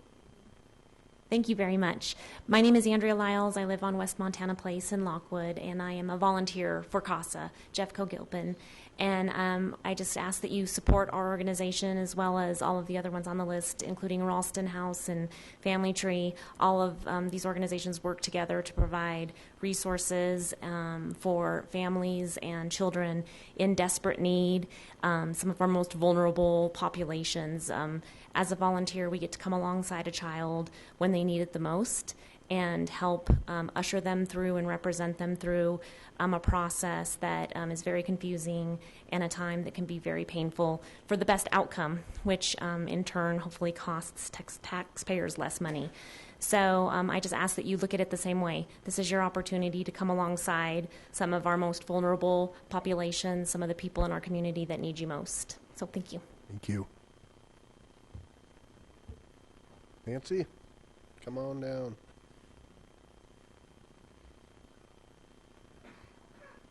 Good evening, welcome. Good evening, thank you. Any week that I see Adam Paul twice is a good week. You're kind. Thank you so much. I appreciate the time that you've given me. And I respect and admire all these groups that have come before you. And I want to thank and congratulate the City of Lakewood for really putting some money into the investing in their community. I'm here today to speak on behalf of the Jefferson County Public Library. I have lived in Lakewood for over 30 years. I'm 34 years old. And I presently reside at 93 Ward Court. Most of the years that I've lived here, I've volunteered for the library in some way or another. The Jeffco Library is truly the gem in the crown of Jefferson County. And we're lucky enough to have 2 libraries in our community. And they have served as a community center. And they serve what my minister likes to say, the least, the lost, and the less. Libraries are the basics for our democracy, and it's very important that we continue to fund them. Libraries do so much more than just books these days. And so I just want to encourage you to continue to support all of the groups that have talked to you tonight, and especially on behalf of the Jefferson County Libraries. Thank you so much. Thank you. Erica? Good evening. Welcome. Hi, I'm with Boys and Girls Clubs of Metro Denver. So I just wanted to first say thank you for the funding that we received last year. We received a grant for our Jefferson County Boys and Girls Clubs.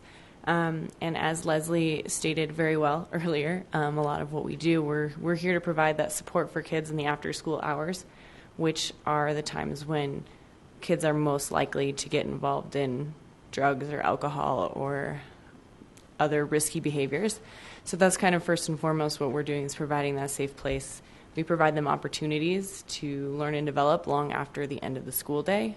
We do a lot of academic support, helping kids get to graduation day.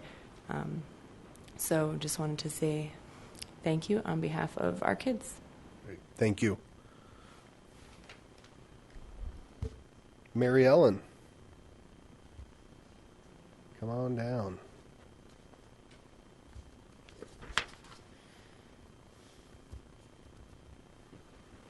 Good evening. Welcome. Thank you. Mayor Paul and City Council members and the review panel for the grants. Thank you so much for all you do for the city, and I'm really pleased to be here. In 2016, Seniors Resource Center served 1,093 older adults who are residents of the city of Lakewood.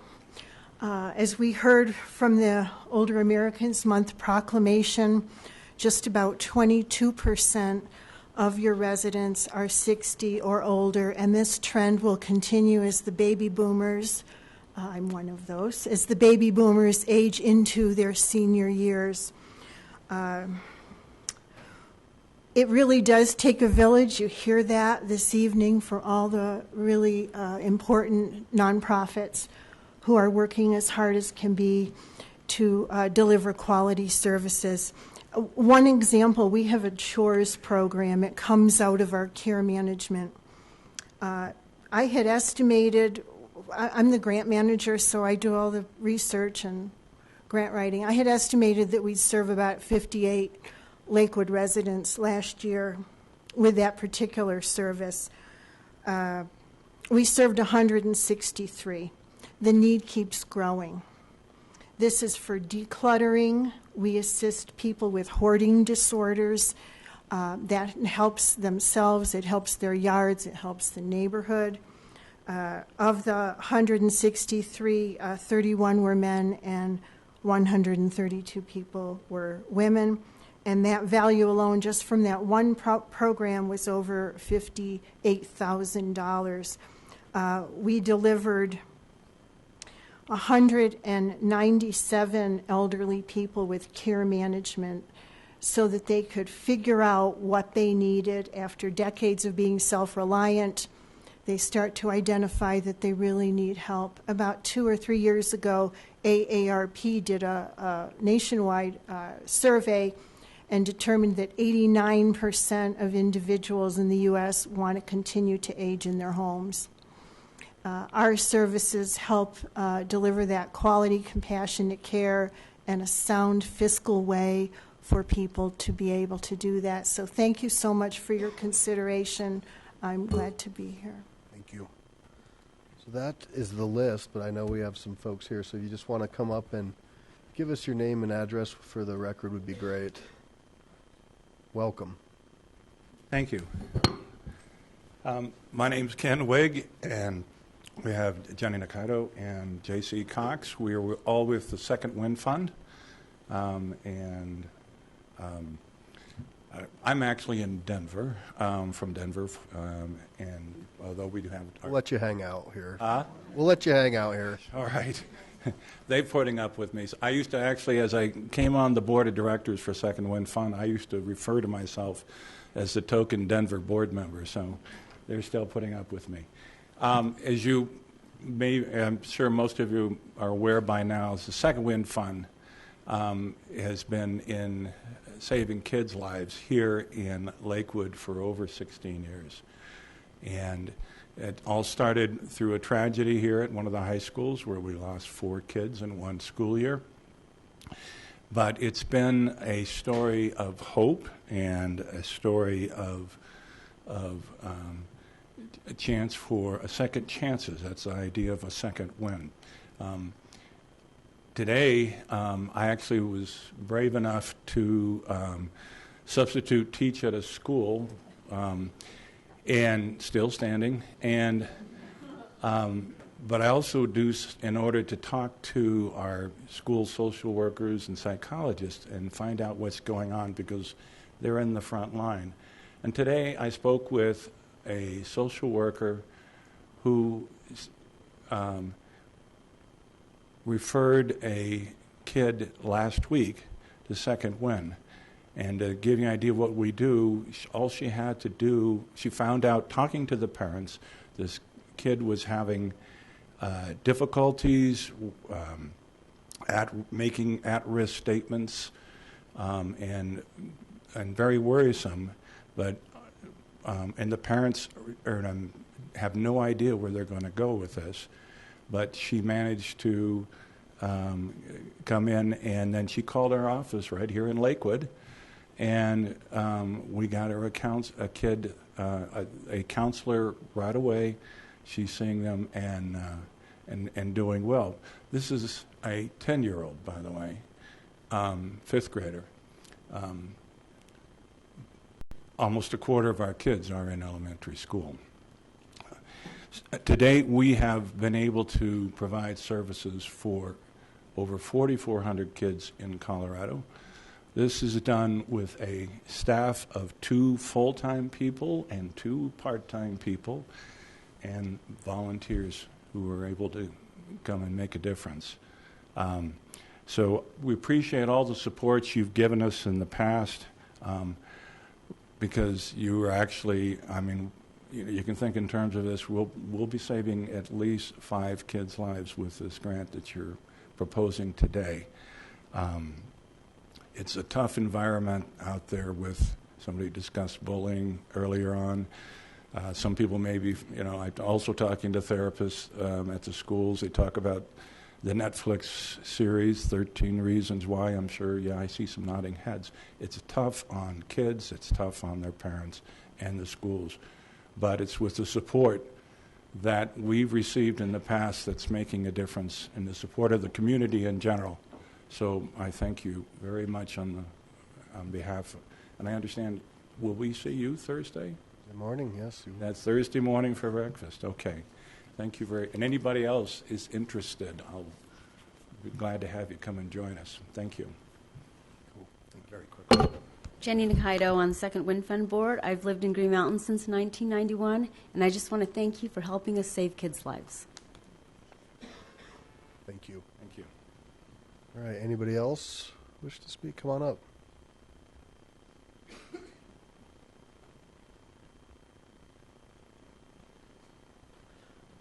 So my name is Ryan Harrington, and this is Blake Armitage, and both of us were interns at Mount Evans Outdoor Lab for him 18 weeks and myself 34 weeks. And both of us want to just state how important it is to the kids up there. I have seen 3,000 sixth graders come up to Outdoor Lab. I've seen the majority of them change for the better at the end of their week. On Monday, they'll come up saying, I don't want to be here. I want to cut off my legs. I don't want to walk, that kind of thing. But then the end of the week, they will come up to you and give you the biggest hug, crying, teary-eyed, saying, I don't want to leave. This is the best place I've ever been. And to see that growth in kids, it just states how important it is that sixth graders, every single sixth grader gets the chance to come up there. My favorite example of this is when the sixth grader, he came up, is an ASD kid, autism spectrum disorder, and his ASD teacher tried for 5 months to take off his hoodie. Tried to convince this kid he would not take off his hoodie. After 5 months, he took off his hood. That was it. After being at Outdoor Lab for 3 days, he took off his entire hoodie. So it is just, the Outdoor Lab Foundation is just so, so important for these students. I don't even have the words to explain how important it is to see these kids grow over the years. My teacher, because I had to take online classes up there, my teacher had a student who went up there, and she said that she had not seen her child grow more than he had in the past week of just being at Outdoor Lab. And that's just 5 days. And I would spend 110 hours a week with these kids, just seeing them develop over time. And just the way their eyes lit up at the end of the week, or even when they first got there, is just so amazing. So I just wanted to say that. So thank you, guys. Thank you. Just give us your name for the record. My name is Blake Armitage. I'm a little more prepared than my colleague. I actually wrote a speech. Good evening, council members. I'm here to partly speak on the behalf of the Outdoor Lab Foundation to encourage you to continue to provide support to the program. The mission statement of Outdoor Lab is to develop stewardship of ourselves, our community, and our environment. It is a message that is driven home to over 3,000 sixth graders and over 500 high schoolers week after week over the course of a school year. Myself and my colleagues here are former interns who work with the kids every week as staff at Mount Evans Outdoor Lab, one of the 2 sites that mentors kids every week. The future of our community is in the hands of those high schoolers and sixth graders. Each week we had a ceremony talking about the fire of stewardship with 2 fires represented. One is the fire of stewards that came before you. That is all of you, the leaders, the principals, the teachers. One day that fire will die out, but there is the other fire there. That is the fire that the sixth graders must earn through the course of the week by showing acts of integrity, commitment, awareness, respect, and empathy. By the end of the week, had the students been successful, they would have hopefully earned their fire to carry on, because they will be the principals, the teachers, the future council members of the Lakewood City Council. Outdoor Lab is a program that truly changes lives for the better, no matter what your age or experience level is. It is a program that has struggled enough as it is, and yet prevailed and endured with the help of donors and grants such as the one that you are considering tonight. Your continued financial support is crucial to the success of the program, and we implore you to fund this program to ensure the well-being of the Lakewood community in the future. Thank you both. Well done, both. Script and no script. Anybody else? All right, seeing none, I will close public comment. And I'm going to ask for a motion, then we'll go to council questions and comments. I move for the adoption of Resolution 2017-21. Second. All right, motion and a second, and I will start with Councilor Wickman. It's always a very moving evening for me. I originally got started some 30-some years ago in public life, getting involved in charities. A lot of these charities I do recognize. I think I've donated to most of them over the years. I especially wanted to give a shout-out to Outdoor Lab. Ironically, the other day, a couple old guys, we were talking about our kids, and I was, of course, bragging on mine. And one of the things that I was saying was the secret of their success, the turning point, was when they went to Outdoor Lab, and then they became counselors. And in that leadership position, I think it started them on the path. They, eventually went to college and they're great citizens today. But like I say, I recognize Outdoor Lab as one of the turning points in their lives. As an economist, I appreciate the fact that has been pointed out that this is a very economical way of delivering services. And there's no doubt about that every organization here is doing great guns. I don't think there's a single person in the city that could disparagingly speak to any of these programs at all. So that's not the issue. The issue is that they are doing good work, and we all agree on that. My issue is, you've heard from me before, is what is the role of government? My concern is we start on a slippery slope, and it's like, be careful what you wish for.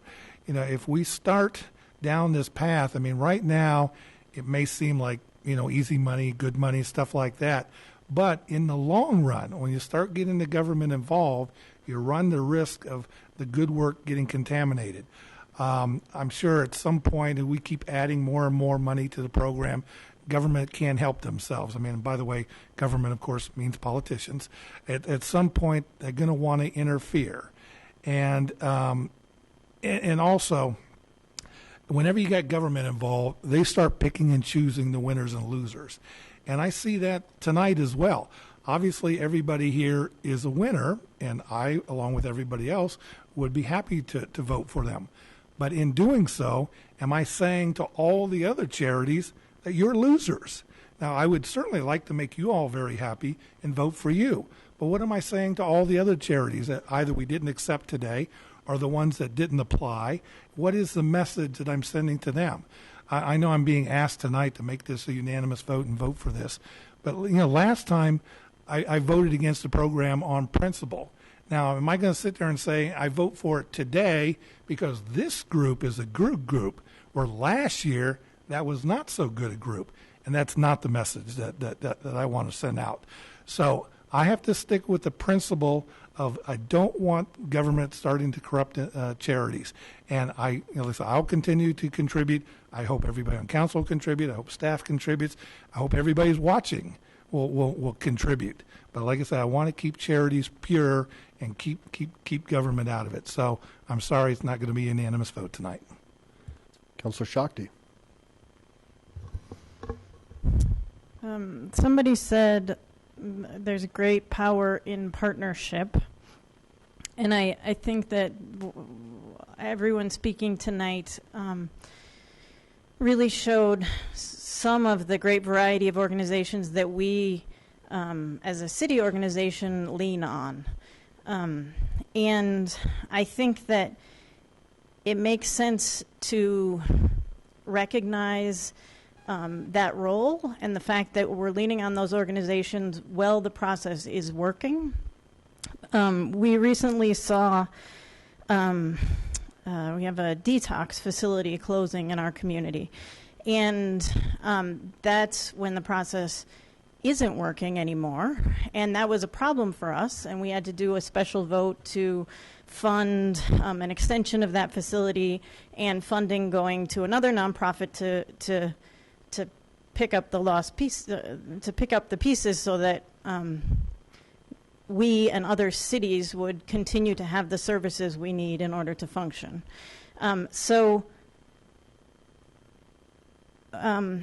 We work together to make this whole community work. And these nonprofits are a great example of private money and different cities coming together, and a real opportunity for us to invest in something that works in a way that's leveraging our money, that it's a great investment because, as a lot of people have said before, we need these services, and if we had to just do them ourselves, it would cost a whole lot more. So I'm a yes vote, and I hope a lot of other people are too. Councilor Franks? Thanks, Mayor Paul. I wanted to echo a couple of things. I certainly hope those who are watching at home and everyone out in the community takes the opportunity to consider all the charities that service Lakewood and to donate. And for those who maybe don't have much spare money, just keep in mind that many of the charities have a program where you can sign up through, like when you buy your groceries, like King Soopers cards and Safeway cards. A lot of people in my neighborhood have reached out and said, well, how can I contribute with maybe either my time or other ways, maybe not enough spare finances to go around, so please consider that.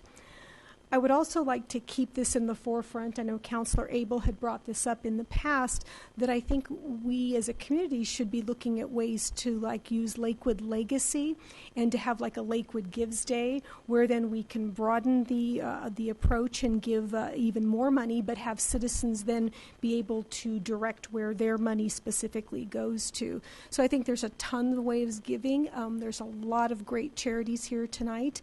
While I wouldn't be in support probably probably of raising the amount year over year, I am in support of granting this tonight. So I would be a yes vote tonight, but I'm very cognizant of that slippery slope and maybe not willing to open it up, but certainly willing to explore a way we can partner with our Lakewood Legacy Foundation and others to get our citizens and us all giving more to our local community to help bolster those great programs. So thank you. Councilor Gutwein. Thank you. I just want to start with a huge thank you to everyone that's here tonight, not just for coming tonight, but for the work that you do day in and day out and advocating for the people and serving the people who need it the very most in our community. Lakewood would not be the same place without you, and you are so appreciated. And these are just the very real struggles, homelessness and free and reduced lunch, that our community faces. So I am so proud to support this program. I was proud to support this program last year, and I am so excited to support it again this year. And I think that this is an amazing, creative, effective way to leverage taxpayer dollars to serve those in our community. I really appreciate the work of the board for all the time you spent in analyzing the grants and making sure that it serves our Lakewood citizens. And then I just have one question. Since this program expanded, we have not increased the amount of dollars. That's accurate. We have not. Okay. So I guess that's just a response to whether or not it's a slippery slope. I think we have full control over how much we invest in this program, though I would certainly like to see us continue to expand it. And I just wanted to remind everyone that we did approve all these funds in the budget when we unanimously supported the budget. So again, thank you all so much for coming out, and I will definitely be supporting this. Thank you. Council President Roybal. Thank you, Mayor. We were entrusted with public monies. And the public monies are supposed to be used for city services. The nonprofits are doing fabulous work. You guys have been phenomenal, and I really appreciate it. All the nonprofits have been doing fantastic in our community, and you support us. The Boys and Girls Club is near and dear to my heart, and I understand because I live in the neighborhood. But however, the question now becomes, donating to a nonprofit, was this intended to be part of the city budget? My question is very simple. I'd like to propose that we ask the people that same question in November and put it on the ballot and say, why don't we ask the people, because it's their money, and say, can we use this $100,000 to give to the nonprofits? So that's my question, but I'm not going to be supporting this. Mayor Pro Tem Harrison. Well, I am proud to support this. I really feel pride in a city that reaches out to its most vulnerable citizens. I think that that's really important that we do that. We have inclusive in our title, and I really want to support that in this particular thing. Plus, the businesswoman side of me says this is the smartest thing that the city of Lakewood could do, because of the fact that if those people who need those services present to the city of Lakewood, that $100,000 that we're talking about wouldn't even make a dent in the bucket compared to all the people that we would need to hire to serve, et cetera, et cetera. So this $100,000 is the best business decision that I think the city could do. But the other piece that I want to go back to is how proud I am that a city that does the compassionate work that we're asked to do, to be the hands of our Creator. And I really am proud to be part of that. Thank you. Councilor Abel. I try to be really careful about what I do with your tax money. Tomorrow morning, the federal budget is going to be placed with Congress, and I'm afraid there are going to be cuts in services or cuts in grants and other things that the city relies on. The other side of that coin is there are likely to be cuts on the funding that some of these very important nonprofits depend on. These folks save lives. These folks get our kids off to a good start. Who has not sent a kid to outdoor lab that wasn't amazed by the difference in that child just a few short days later? I ordinarily would not want to spend taxpayer money on these grants if I was assured they would be funded otherwise, but I'm not assured of that this year. So I will be supporting this. And I would hope that next year we can float this amount plus more through a Lakewood Gives Days or some other voluntary community event that will raise money for these causes and others. Thank you. Councilor Johnson. Thank you, Mayor. Lori, I'd like to thank you for a very honest and thorough update of the committee that you chaired. You did a great job, and people can be proud of the way that the committee was run. Thank you. The only criteria that I'd like to see added to the list of things that we use is to know what the cash on hand is of the organizations. I think that would be helpful. There were 18 very worthy organizations that applied for grant money. All of them were good. It was honestly, for me, a real pleasure to sit on the committee, and I can tell you, Councillor Coop, that a great deal of thought was given to all of the folks that came forth and wanted to have us fund them.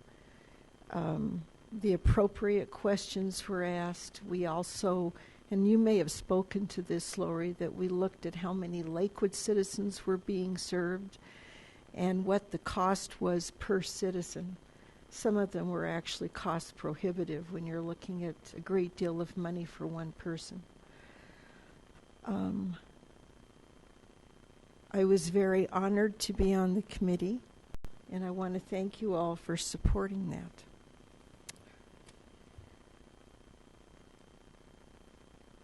There was consensus. Everybody came to the table, and as Lori said, we all voted ahead of time. It was done very honestly. I'm sure that if people want to see that, they can. And I'd like to say that all of you make a difference in our community. You raise us to a higher level, and personally, I think you do God's work. I want to thank you. If I had the money, I'd fund all of you myself for what you're asking. I think that when it comes to government, we have to look at what our core functions are. And when I look at that, there are some votes that frankly are not comfortable and they're not easy to make. This will pass. And I applaud what you do. I'm appreciative that you'll get the money. But also, something that comes to my mind is that there are, 8 people at the table making a decision on very worthy applicants. We are spending basically everybody's money and making that decision. That doesn't feel real good to me. And I think that people would like to spend their money on the organizations that they find are the ones that are near and dear to their heart. As again, this will pass. And again, thank you for what you do. But I cannot support it with my vote. It's one of the hardest things in the world. There are honest perspectives, Maddie, and it's fair for all of us to bring those out. Thank you. Any other comments from council? Okay. So, I'll give a quick history here. How did we get here? Well, we got here for a couple reasons. As you can imagine, we do have quite a few great organizations represented here tonight doing wonderful things in the community. In the past, we would get numerous asks throughout the year. And what it did was it put our staff in a tough situation because we have a threshold where it's really staff discretion as to what they can do and what they can't do. You know, anything really under $50,000 is discretion.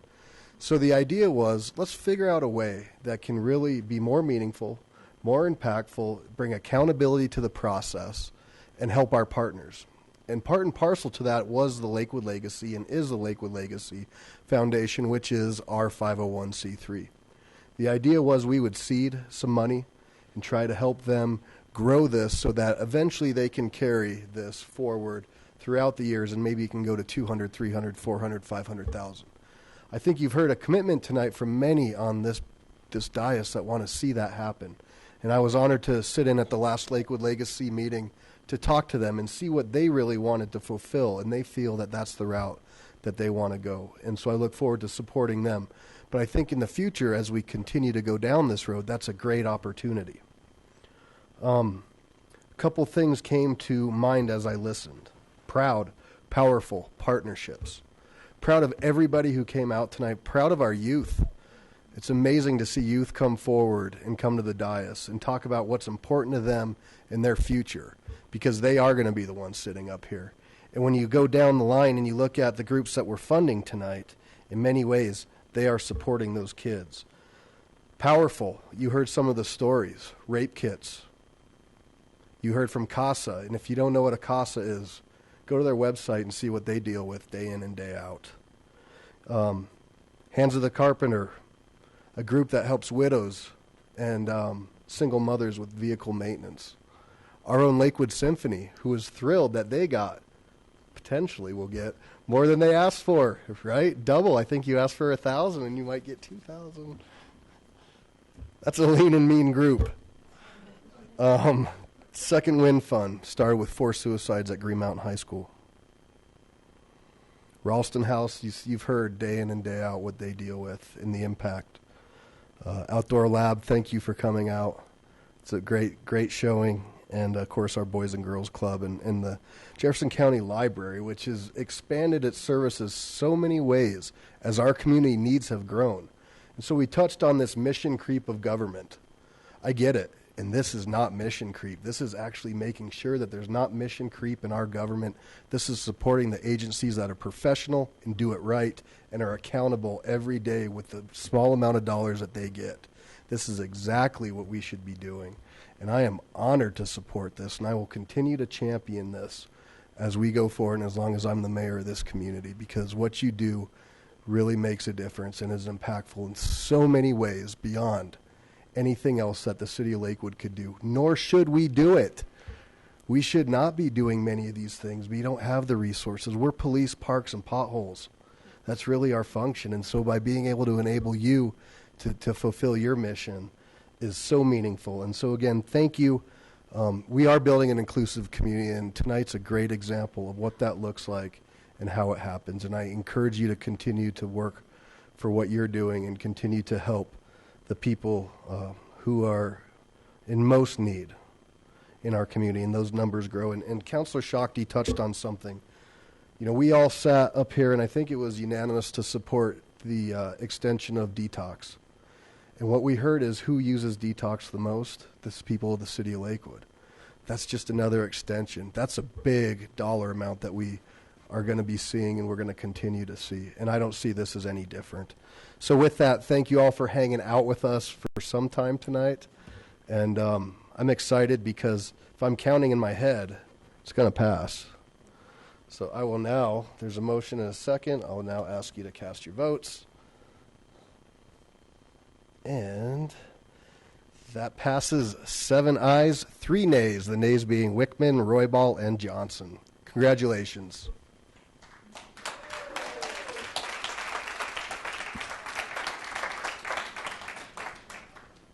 I even let you clap out loud.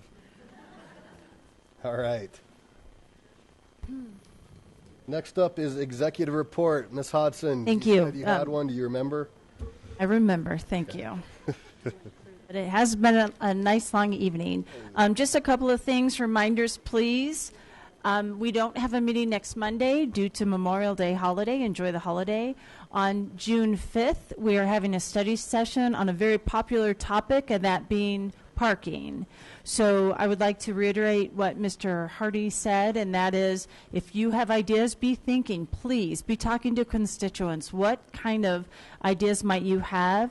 It'll be a presentation on the concerns about existing parking. Remember, we're going to look at school-related and multifamily spillover into single-family neighborhoods. So we're going to frame up that conversation from our Public Works Department and hopefully do some problem solving as a council. So please be thinking about that.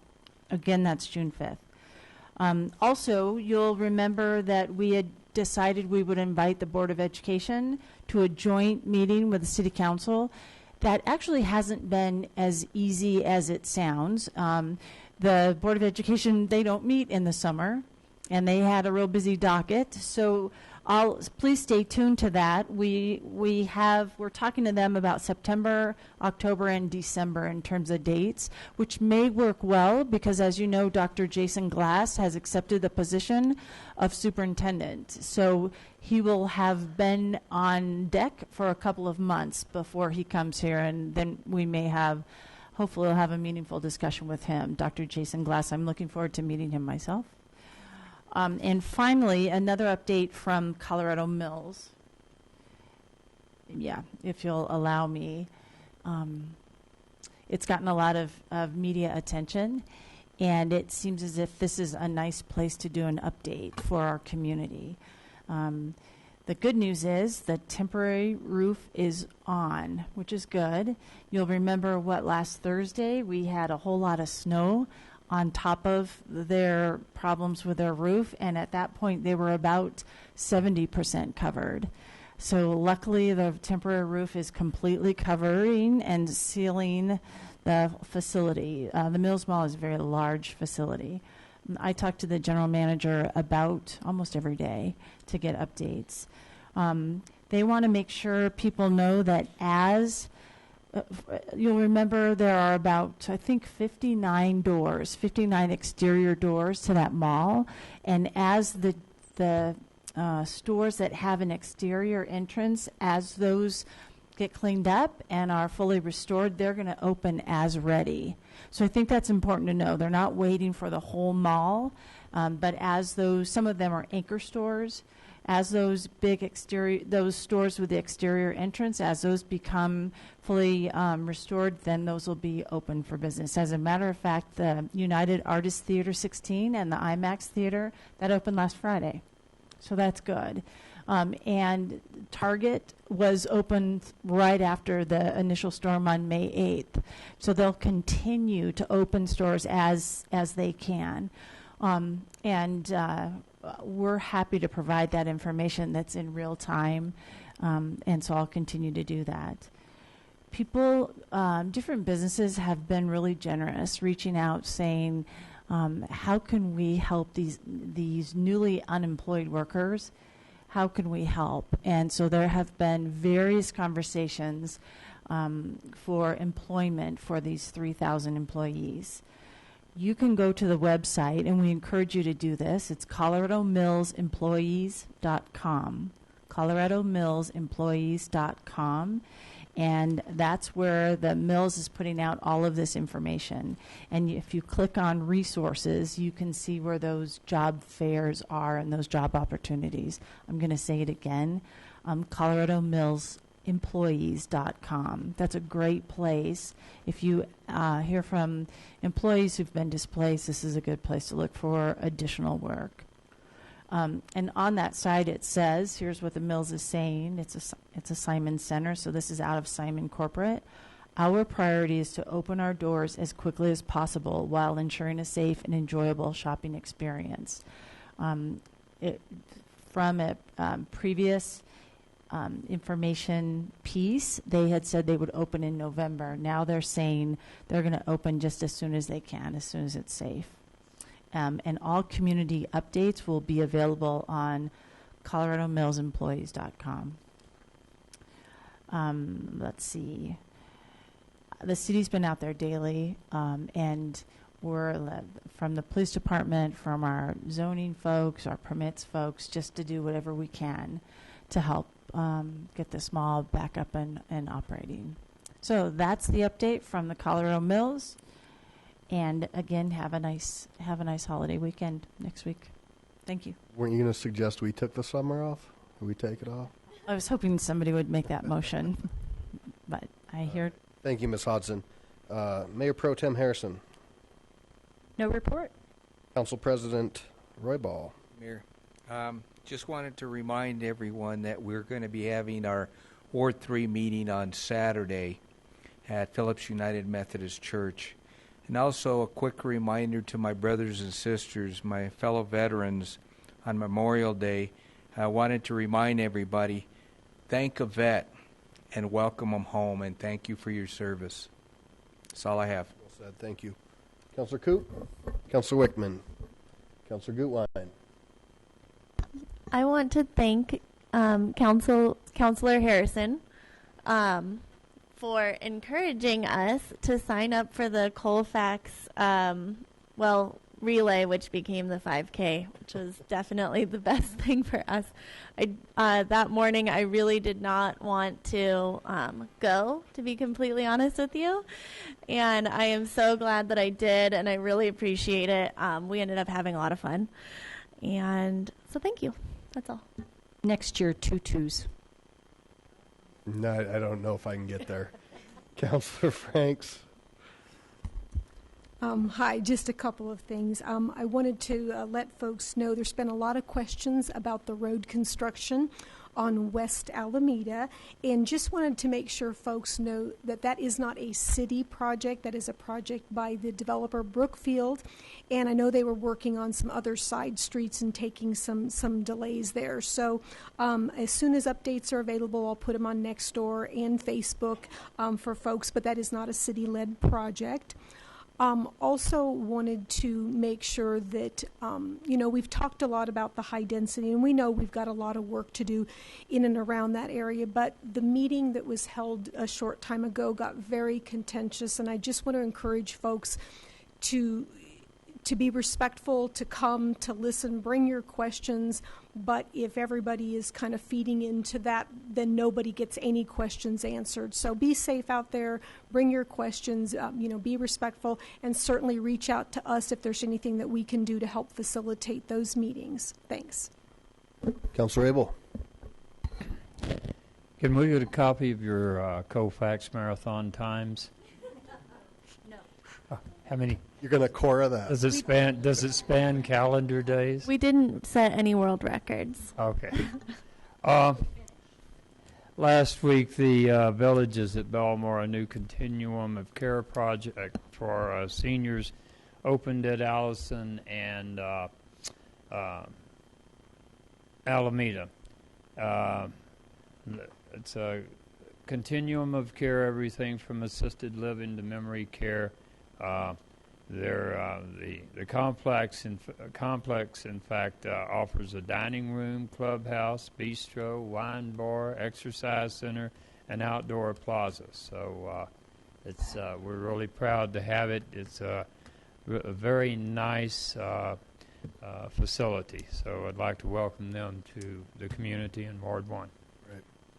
Councilor Johnson, nothing? Councilor Shakti? The open house for the Union Corridor traffic study is tomorrow from 4 to 6 at Old Chicago. All right. So I had a wonderful time running the 5K on Saturday. And no, we will not be releasing our times. But I can say that the four ladies, Kathy Hodson, Karen Harrison, Shakti, and Ms. Gutwein did very well. And so next year we'll train a little bit harder and be a little bit more serious. But on that note, what a great two-day event. And the 5K on Saturday was had a lot to do with Girls on the Run, which is a elementary school girls program where they get out and they run and they build self-esteem. And it was really cool to see all the families out there. And then I had the great pleasure to kick the race off at 6 in the morning on Sunday and headed from downtown up to Lakewood to see all the wonderful excitement. And I can tell you, runners really do look forward to getting to Lakewood. They're welcomed when they come across Sheridan with the fire trucks and the ladder with the flag hanging down, and then they hear music and bands. Two Creeks is out there, Rockley music. Councilor Johnson had a contingent, was out there dancing, so a lot of fun. And I want to thank our police department and all the volunteers from the neighborhoods to the police volunteers, so many extra duty officers in all jurisdictions. Keep in mind this goes Aurora, Denver, and Lakewood. And so they were all out there to make sure that our racers were safe, the community was safe. Some folks were a little agitated, but that's sometimes how that goes. I want to remind folks, be careful of scams as we see roofers roll into town. Please, please, please be careful. If you have a neighbor who might be elderly, might just check in on them and make sure that, they're not falling prey to some of these folks that are rolling through the neighborhoods, because we are going to see a lot of that. Earlier in the year, I convened a meeting with all of our service clubs, the Kiwanis, Elks, Optimists, and Rotary, to talk about how we can better come together and enhance their mission and work together for things that are meaningful in the community. So we're going to follow up with a meeting with them on this Wednesday, and hopefully we'll get a council started, a member or representative from each of those clubs to begin to start to look at how they can team up maybe with the Faith Coalition or other folks in the community. A lot of us attended the Great Work Montessori groundbreaking at Sheridan and Center on Saturday, so that was pretty cool. Be a new school going in there, and that was a lot of fun. So that is about all, other than I need to leave you with this. And it touches on what Councilor Franks talked about. We all love Lakewood. Whether you're out there, whether you're up here, we do this because we care about the community. And there's some tough conversations right now, but we're going to get a lot further together as we move forward and try to make meaningful change. And things do need to be done, and we're going to do that. But I think that we owe it to ourselves and to the community to do it in a respectful and meaningful way. And that's the Lakewood way. And in the past, maybe things didn't seem like it went that way, but we're going forward now. And as we go forward, I invite the community, the folks who, people differ on density. We hear from some folks, we hear from others, but we can all come to a middle place and figure out how are we going to make sure that we're doing the right thing and make sure that our community is moving forward and we're protecting what's most important to us, and that's our neighborhoods in the city of Lakewood. So I ask you and the folks that you represent to come along that journey with us, and let's do this together. So with that, Ms. Millard, anything? Mr. Cox, Ms. Hodson? I will call it quits here at 9:50 p.m. Thank you.